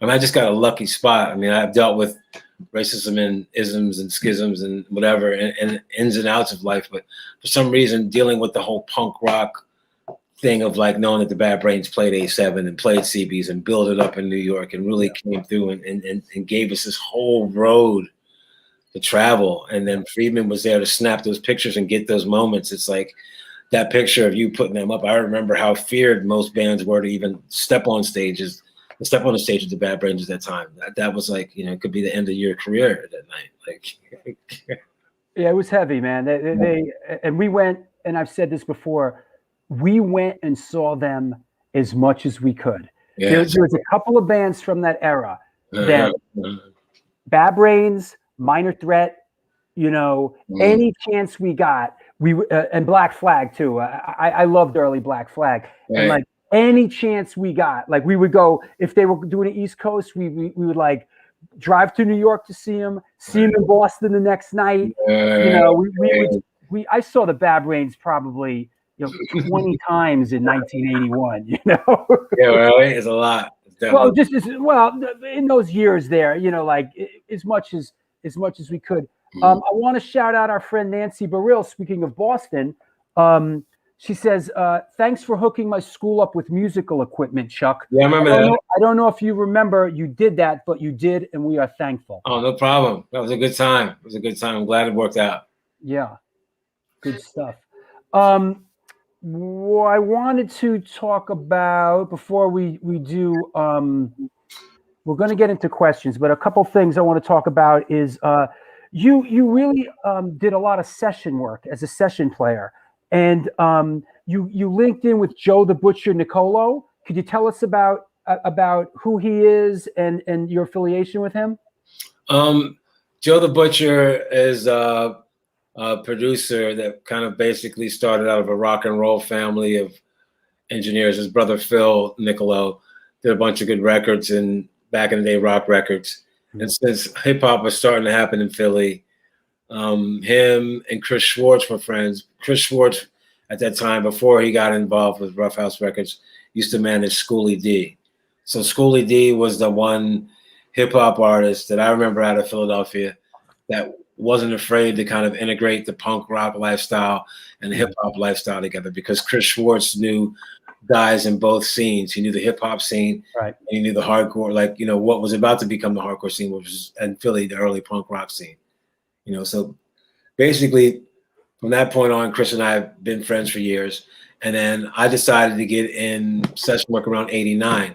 And at that point, Joe and Phil had built up their chops musically, and they were working on doing a bunch of remixes for different bands, you know, Amy Grant, Billy Joel, different things. And so I was a part of the studio, kind of like the Snake Pit band, you know, which they had in Motown. They had two different tiers. I was pretty much on the first and second tier. I wanted to be a drummer, but I had to come in as a bass player. So that's how I was able to get on sessions, you know, and I did like about 2.5, 3 years of sessions. You know, I would play on punk rock records playing drums, but before I got a major label session, I had to put about at least 3 years of, you know, being a bass player session guy. You know? Now you a couple of the people that you worked with him. I mean, he got you the Goats. You did a bunch of work with the Goats, right? Yeah. And if I'm not mistaken, you played Woodstock '94 with them as well, correct? Yeah, yep, we totally did that. Yep. I mean, basically what it was is they were a band that assembled a lot of their samples live and did a lot of playing and rehearsing. And I was there to come in and kind of integrate what I felt could be a live hip hop show. Like if we use a DJ and sample beats or loops and different things like that. So I played on one record, played on both records actually, you know, co-wrote a song and then played guitar on the second record and did a bunch of live shows. It was, I mean, working with Joe and those guys, they would take a chance and work with a different band. And the Goats was that political hip hop band, which today would get a lot of censorship for what they were saying. You know, back in the day, they were saying pretty racy things. You know? I mean, I saw the Goats play live. They were fantastic. Yeah, it's fun, man. Yeah, it was cool. It was different. They were like they were doing it with live instruments, man. It was cool. Yeah. And Woodstock was crazy. That was so much fun. That was a mind boggle. Another thing that I did not know until I researched it today is you play bass on Billy Joel River of Dreams. Yeah, that was another session through Joe and Phil Nicolo. That's funny. I mean, that's cool. Yeah, it's just one of those calls. You get a call and, you know, hey, can you come down and play bass? But the difference what this call was is like, you need a 5-string bass, and do you have one? I was like, well, I'm gonna go buy one. So I went out and bought this bass and went in and did the session, and half an hour later I was done. But the song was just supposed to be a remix. The remix turned out to be the title, track of the record. So it's cool how we just took it as a chance to work with Billy Joel as a remix. But the label and I guess Billy Joel himself said, let's just put this as the single of the record. And that single was huge. Huge. There was a video for it. That was like, yeah, it was gnarly. Good for you, man. Thank you. Yeah, it was a lot of fun. It was a lot of fun making that session happen.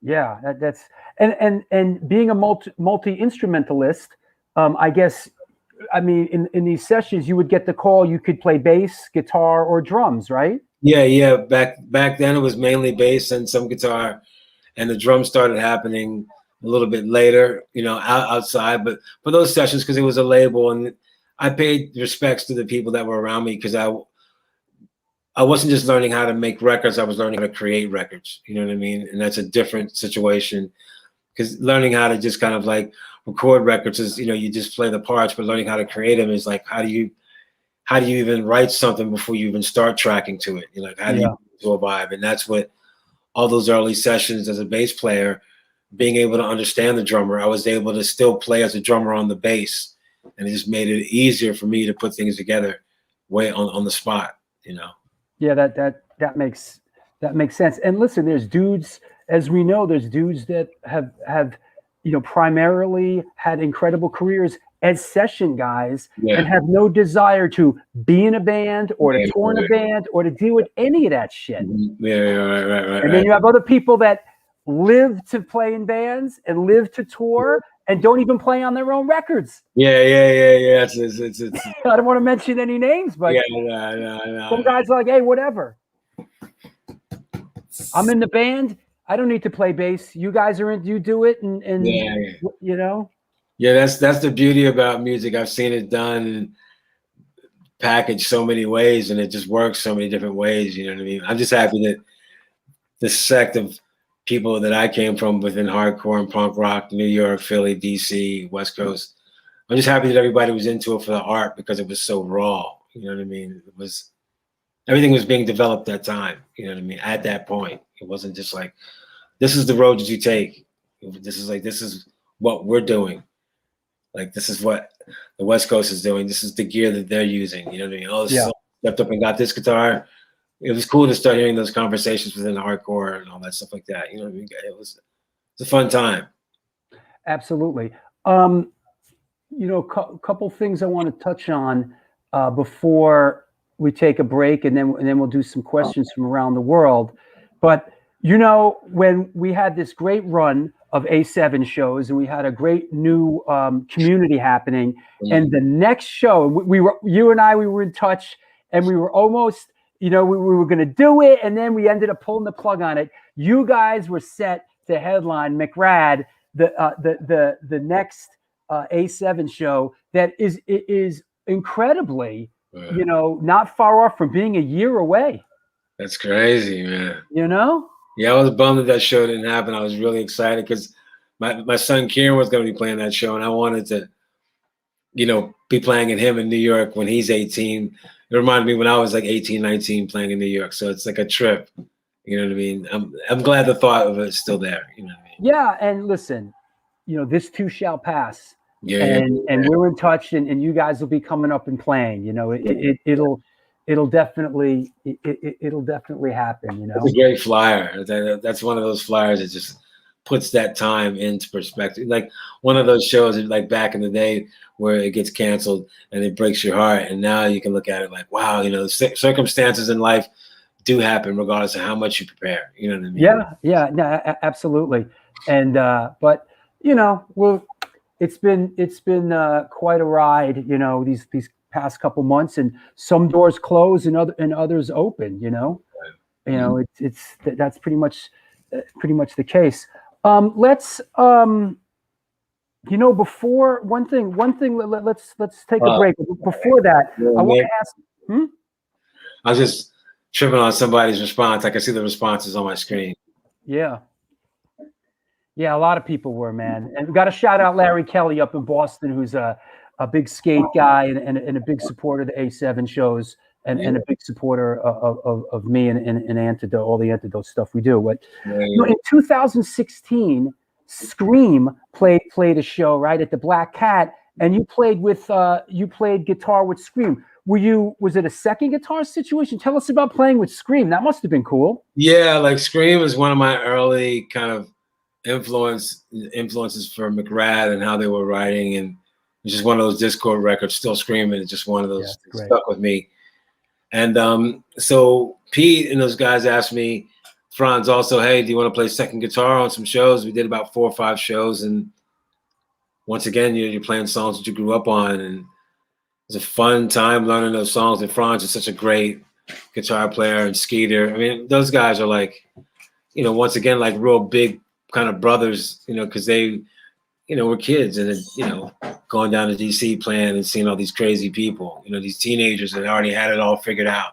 Scream to me was like probably one of the best times learning how to play music and learning how to discover myself melodically within punk rock. It was a really good influence.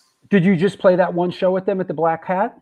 No, we did a show in like outside of DC. It was a Cedar Crest Film Fest. Oh, nice. We did about 4 or 5 different shows in that run. It was fun, super fun. Those songs are great. There's a lot of power, and they're written well, you know, so it's good. Hey, let's take a question. Let's take a question now while we're at it, right? Yeah. Pizza Machine says, talk about the record you did with Not Like You out of Albuquerque. Trying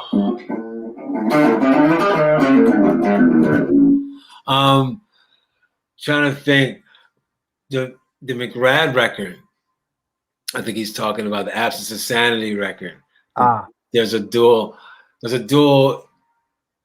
LP of the first record and the second record, and it's of the first tunes that we wrote from 83 to like say 84-ish, like middle of 84.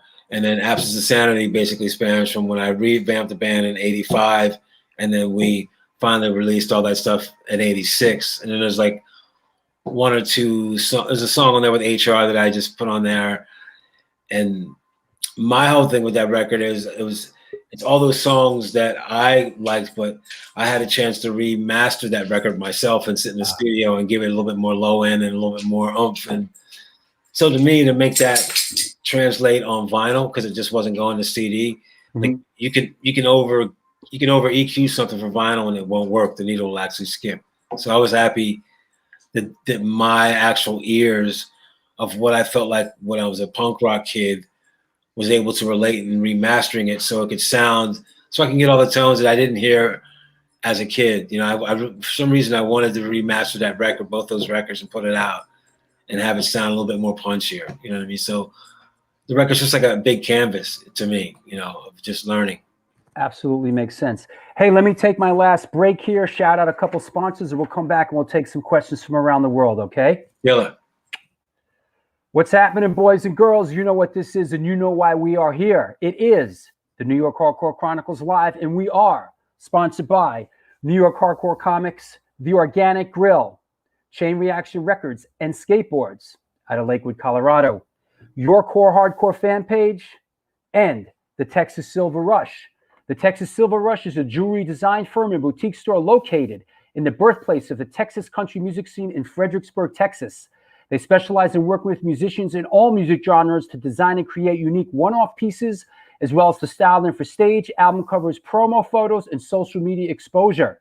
Their client list includes Rock and Roll Hall of Famers Greg Rolle, Ringo Starr, and of course, the Mighty Agnostic Front. During this current pandemic, all information and online sales are being taken at their Facebook and Instagram page, and of course, www.thetexassilverrush.com. That said, just a reminder, there is New York Hardcore Chronicles Live merch. Don't be shy. Buy a T-shirt. Buy a pillow to prop your girl's ass up with. We got the New York Hardcore Chronicles shower curtain. We got the doggy hoodie. Although someone told me you can't order the doggy hoodie these days. I don't know. Maybe they're out of them or something. But there is a link down there.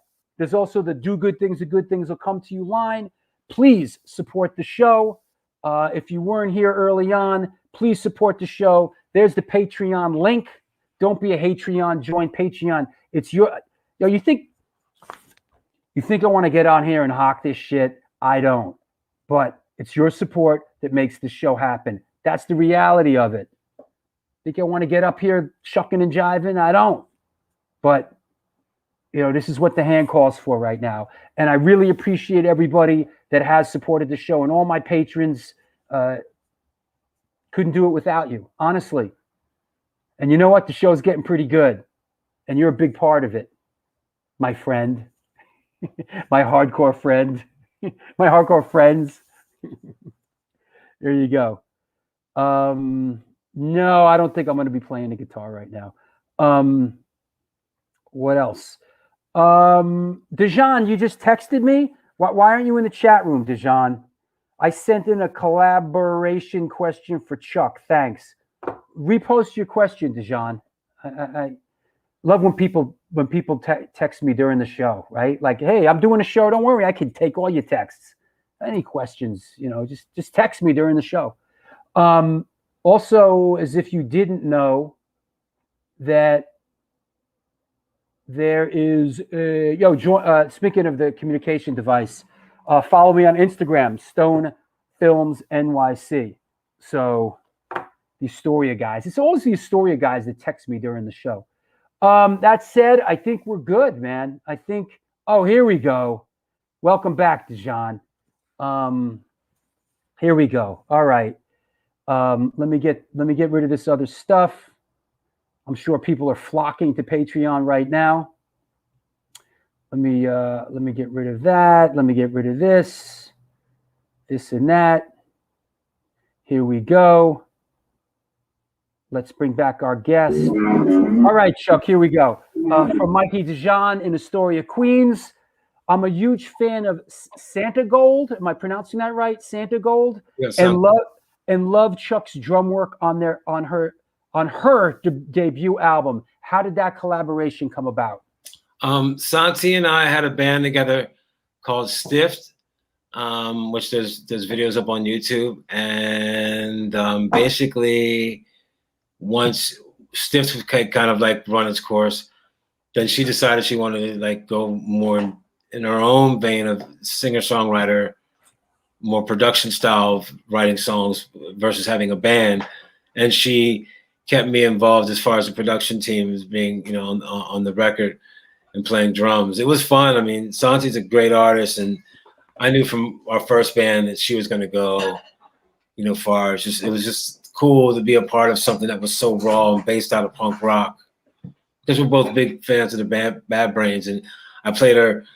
Also, to give you that too, I played her, the whole Antidote vibe and what that band meant to New York, and how it was closely connected to the Bad Brains. Like Santi, for me, when we were able to talk about music, I was able to give her everything I learned about New York City from a black kid coming from West Philadelphia and learning about punk rock the right way. It's almost like we were like doing what the jazz musicians were doing in a totally different way. You know what I mean? We were like actually creating lifestyles and just believing in our bands than just constantly all just jamming all the time.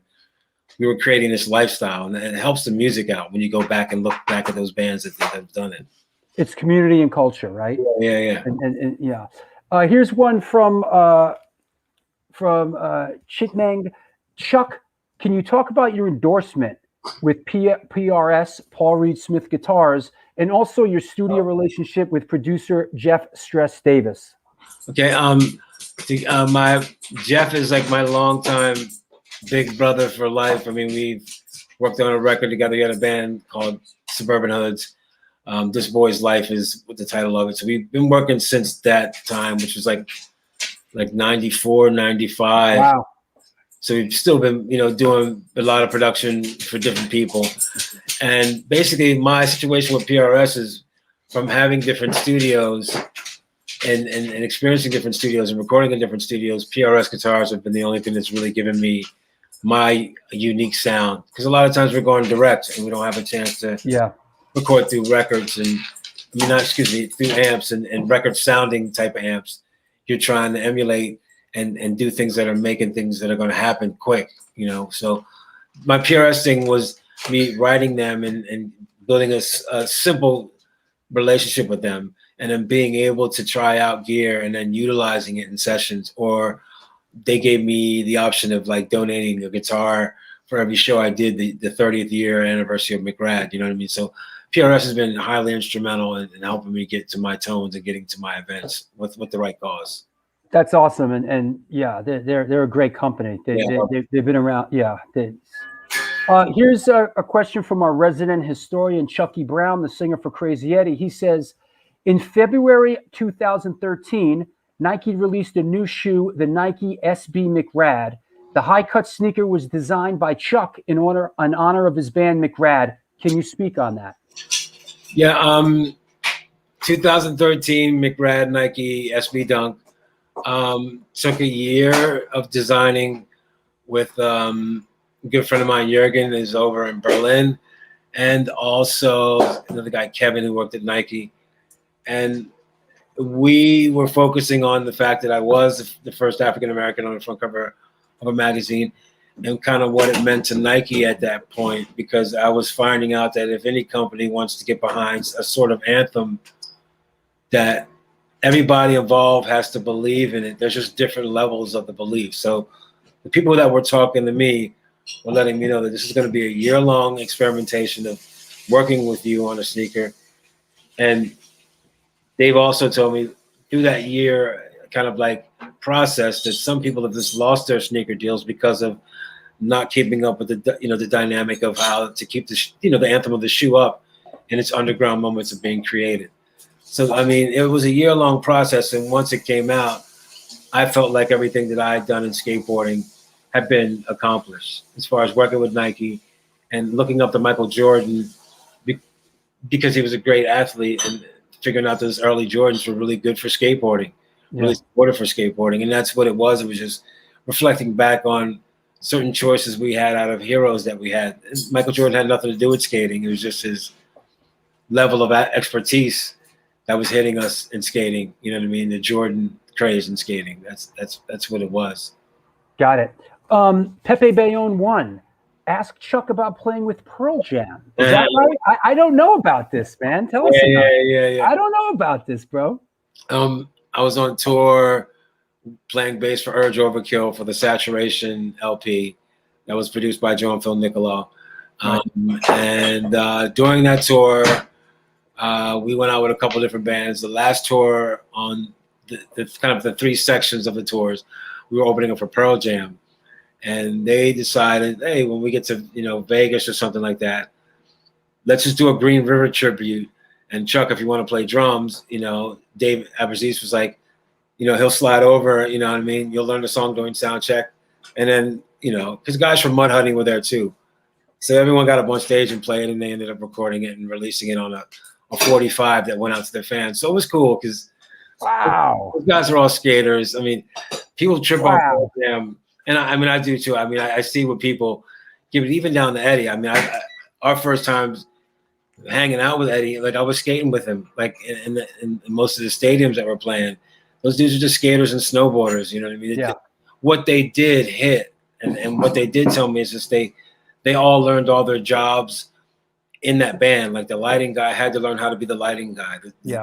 None of them knew what they were doing when they first started Pearl Jam. It was just a good bond, so that's why I think that we connected, you know what I mean, outside of being on tour with them. Absolutely, and I think what those guys did was, in a certain regard, they pulled back from the industry, at least personally and psychologically, and I think that enabled them to persevere through the years. They didn't get in, they sort of created a little, they didn't get caught up in it. They created a little bit of a distance. There's us, and there's sort of the business. There was some separation there, and they're a very beloved. They're a beloved band. Yeah, great. They really are. Here's another one. Hold on. Okay. God, there's a bunch of them, but I saw one about Philly. Hold on. Hold on. Where did I see that good one about Philly? Well, here's another interesting one. I don't know about this either. Hey, Chuck, how did you end up playing drums for the Lemonheads? Oh, my God. I didn't know you played drums for the Lemonheads. Yeah, I was asked to go on tour with Evan Dando through a friend of mine, Pat, who I used to go to a bunch of hardcore shows with in Philly. And Pat's been tour managing for a bunch of bands. Me, him, Fred. We were all part of this band called Brody back in the day. So from the Brody band in Philly, Pat and I and Fred stayed friends. Pat started tour managing a bunch of different bands. He knew Evan Dando needed to put a band together. So it was myself, and it was also Fred Mascherino from Taking Back Sunday.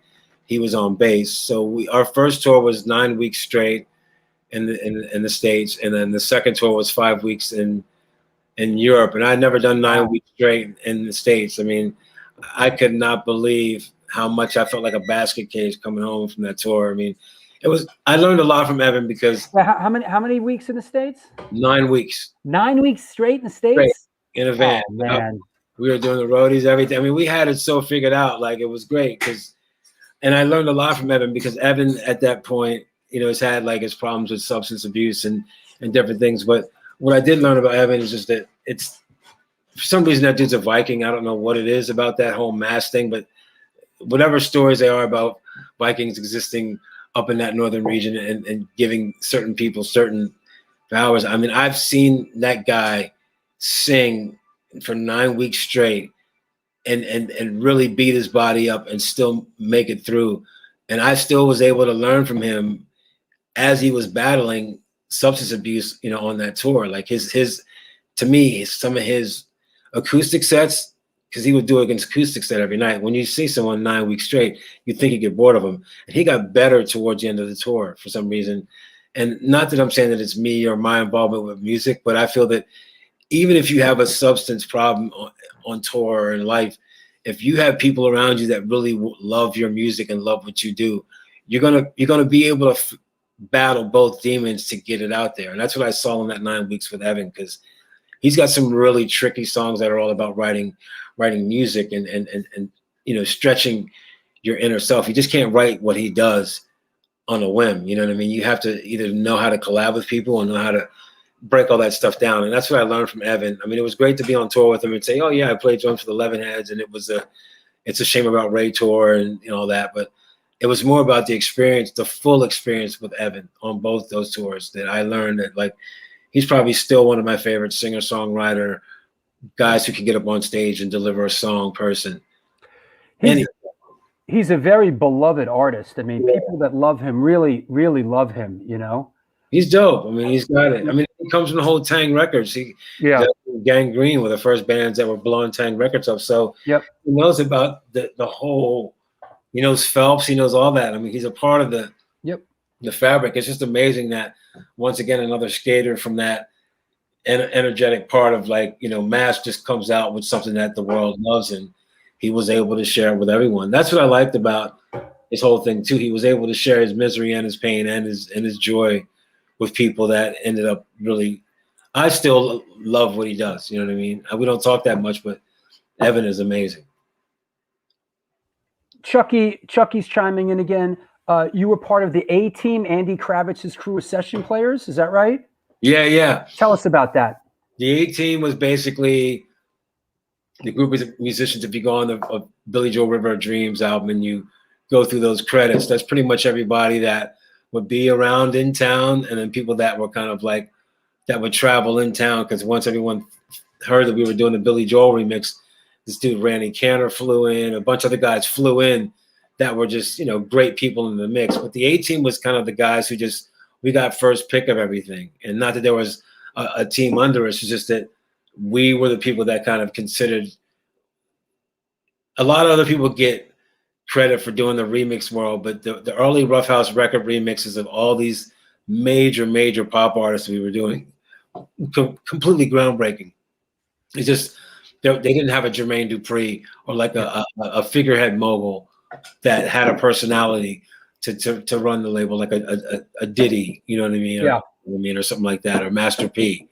They were lacking that, right? To take it. But those sessions were great. I mean, I learned so much about listening to a song and saying, okay, you have to change the bass line, but we have to still keep it on the same level as the record. You know what I mean? You're doing this and you want to survive as a session musician. And sometimes it can be a dicey throw if you don't mix with the guys that you're with. So I'm happy that they had a space for me. I just hit it at the right time. Okay, here's a new voice in the mix here. V. Paul Janbazen. Yeah. Oh, is this a friend of yours? Yeah, a fellow musician that we know, the same people through My Chemical Romance and a bunch of other people, Santi Gold also. Okay, so he says, as a musician that comes from jazz, I gravitated to musicians like you, Melvin Gibbs, right, Eric Stanko, Paige Hamilton, Mackie. Can you speak on being in both worlds? Being in the jazz world and being in like the hardcore punk rock world, how I relate to it is like the timing and what people do at certain times at night, and certain times you can get out of a hardcore show, and if you're into that and you don't want to go to where everyone else is going, back in the day in New York, you could go to a certain place and there'd be a bunch of guys sitting in or about to sit in, or you can go get something to eat or go back home and get yourself together and vibe out that way. You know what I mean? So New York had that.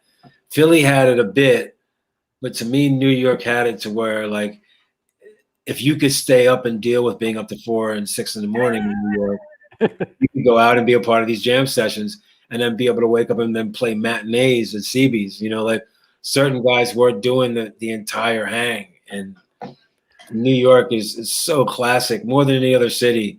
I don't know what was happening back then, but we're so lucky that we had all. I mean, there were so many people together. You know what I mean? Like creating. I mean, John Zorn and all those guys were just a part of the Lower East Side ethos. You know what I mean? That's what the early hip hop was. Also, what you guys created, like. Yeah, and you know, I think you know, cities sort of create these environments that these artistic forms can thrive. Right. You know, and you know, things change and things cycle out and come back in. It's a different world today, but it might be a different world tomorrow. Sure. You know, I mean, just the way it is. You know, people say, "Oh, I miss those days." You know, we miss certain things about those days. There's certain things, like we were talking about earlier, we don't miss about those days. You know, but you know, I think, you know, these sort of environments are constantly shifting and changing and open up new possibilities for people, you know. Let me bring on my guys, and let's see. Hey, Steven, how you doing? Hey, how you doing? Hey, Sid. What's going on, Drew? Oh, good. Hey, Steven, do you have anything for Chuck? You know, it's funny. I have the fan club single, the Pearl Jam single that Chuck is talking about. Sick. And, which they release every year. And I was actually wondering, do you still have the sneaker? I do have one. I have the first version. That's a little bit different. Like I was gonna say, did you save one just like because you were part of it, or did you actually wear them?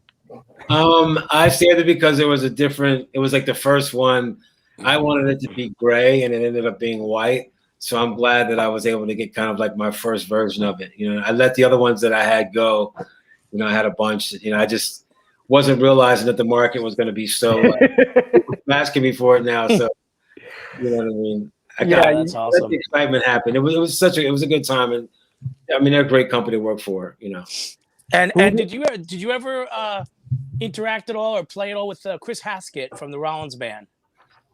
I know that we've met each other, but I don't think we've ever jammed per se. I know that I've met a bunch of guys that were around in that whole sort of, you know, situation. Because I know he's definitely falls into that kind of category you were talking about with Melvin and a lot of the that kind of improvisational stuff, you know. Yeah. I definitely met him through Kenny Dredd in DC. I've met a bunch of those guys. Wow, I haven't heard that name in a minute. I know Kenny's the man, dude. Kenny Dredd. I haven't heard that in a minute, yo. Man, dude. The mob days. Wow. Hey, Sid, you got anything for Chuck? Honestly, I want to say, Chuck, given the fact that you recorded on the Vanishing point, that is still one of my favorite hardcore records, especially within the last 30 years. It's just how the leads work so well with you, with how Russ's bass playing melds with that record. It just all comes together. And even how, you know, I mean, the whole record was done in general.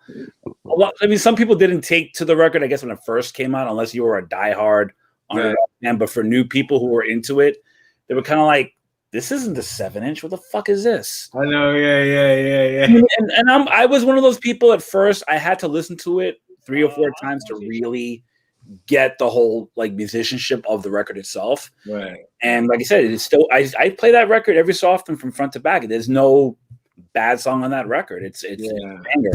It's Richie. He was very creative with what he was doing with Russ and Dean, and he knew that Vanishing point had to have it. It's almost like it had to have its like biggest anthem on that record.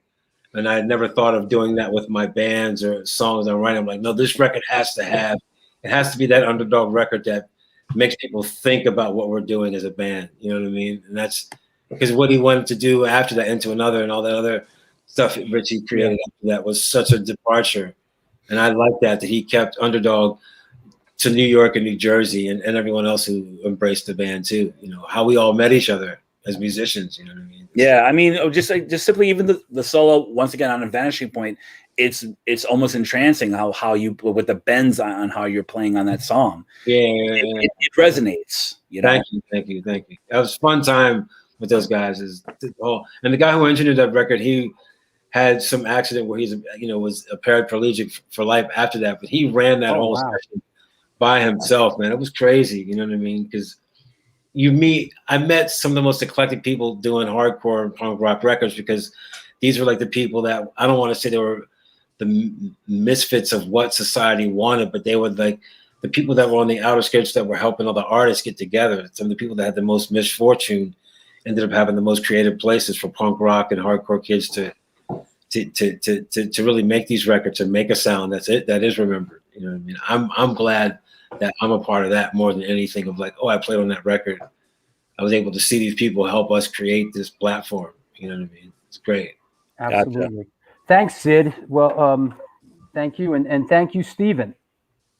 And How. I'll see you. How. Stephen, we'll talk later. We got some new shows to put together, and Sid, you're doing good work, baby. I'm glad you made it through the show.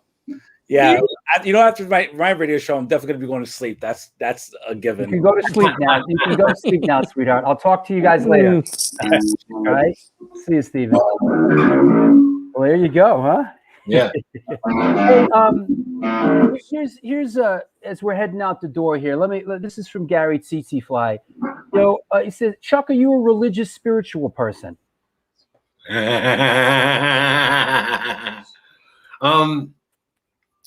I listened to someone today. I mean, how is it? If religion in my family was like surfing to how surfing is to like surf families, they're just all about it. Even if I wasn't religious, I would be foolish to think that I wasn't influenced by it, because it was around growing up as a young kid, going to Baptist churches and then watching how Christianity came through, being a young kid going to a Catholic school as a Black person. I mean, you get thrown in all these different environments, and I guess because of what my connection was with music, and then later on with skateboarding, that kind of became my religion, because there was a risk for how I wanted to do them. There was a risk to do it because punk rock and skateboarding were completely undeveloped, and even being a business person, running a label, was being undeveloped. You know what I mean? So it's like the religion of meeting guys like Jimmy Gestapo or getting to play shows with Antidote and meeting Drew and knowing Chris, and he was the person I was skating with at Cherry Hill and watching him playing in one of my favorite bands in New York, which is Antidote. Like all these different things, just a part of the religion of a Bible that, if most people can't even talk about it just because of just what's going on in New York politics and music. There's a lot of beef at times. But to me, I'm looking at everybody in New York that I've met, it's like, it's almost like religion can't even compete with what I've learned and who I've met just coming from New York alone. So there's no way that I never valued having a lot of time for religion in my life, because I was learning from people that were inspiring me. You know what I mean? Absolutely. New York back then was you just couldn't go to New York and soak it up in one summer. You had to be there. You know what I mean? And I'm so glad we had that. And a lot of people don't have that now because of COVID, because they can't go in and experience New York of how it was, what it's made, what's going on. You know what I mean? It's like what gave us the insight to be what you're doing and what we're doing. It's all New York City, to me. It's similar to, thank you. And it's similar, I'm doing a new film now. I've been doing it for, it seems like a long time, with this COVID thing, but really the bottom line theme of the film is that for some people, their religion and spirituality is music is Right. their religion and spirituality. Right. And that's really the basis and the theme of my new film that I was shooting in the Middle East, and then I was just shooting in Florida, and that we're trying to wrap up now. But this is, this is a theme, and this is a presence in our lives. That's great, man. That's great. I hope Hey, I I want to thank you for being on the show, man. Good. It was fun. It was great. Mm-hmm. Anybody you want to shout out on the way? Anybody you want to thank? Shout out anybody? I want to shout out my sons, Isaac Treece, who's DJ Swisher, and my other son, Kieran Treece, and just friends and family. I'm just happy to just get back into some vibes about how I grew up with punk rock, and thank you, New York City, and thank you all the punk rock and all the skateboarding globally. You know what I mean? But it's good to know that we still have the arts left in the history of what we're doing musically. It's very important. Absolutely, bro. Thank you so much, and we'll talk soon, and we'll see you up in New York when this whole thing blows over. Yeah. All the best. Take care. Thanks, man. My Have a pleasure. good one. Well, there you go. It's the New York Hardcore Chronicles Live, and our guest today was Chuck Treece. Great show. I got to say, I really enjoyed it. It was just really, sometimes I enjoy the show, and this was one of those times. There's some times that I actually enjoy it. When the technical stuff is okay and everything, everything kind of lines up, and this is one of those times. I just really enjoyed it and really connected with the guest, and want to thank you all for being a part of it. What is this? Hey, Drew, is there a t-shirt with the New York Hardcore logo for man, or is it only for kids?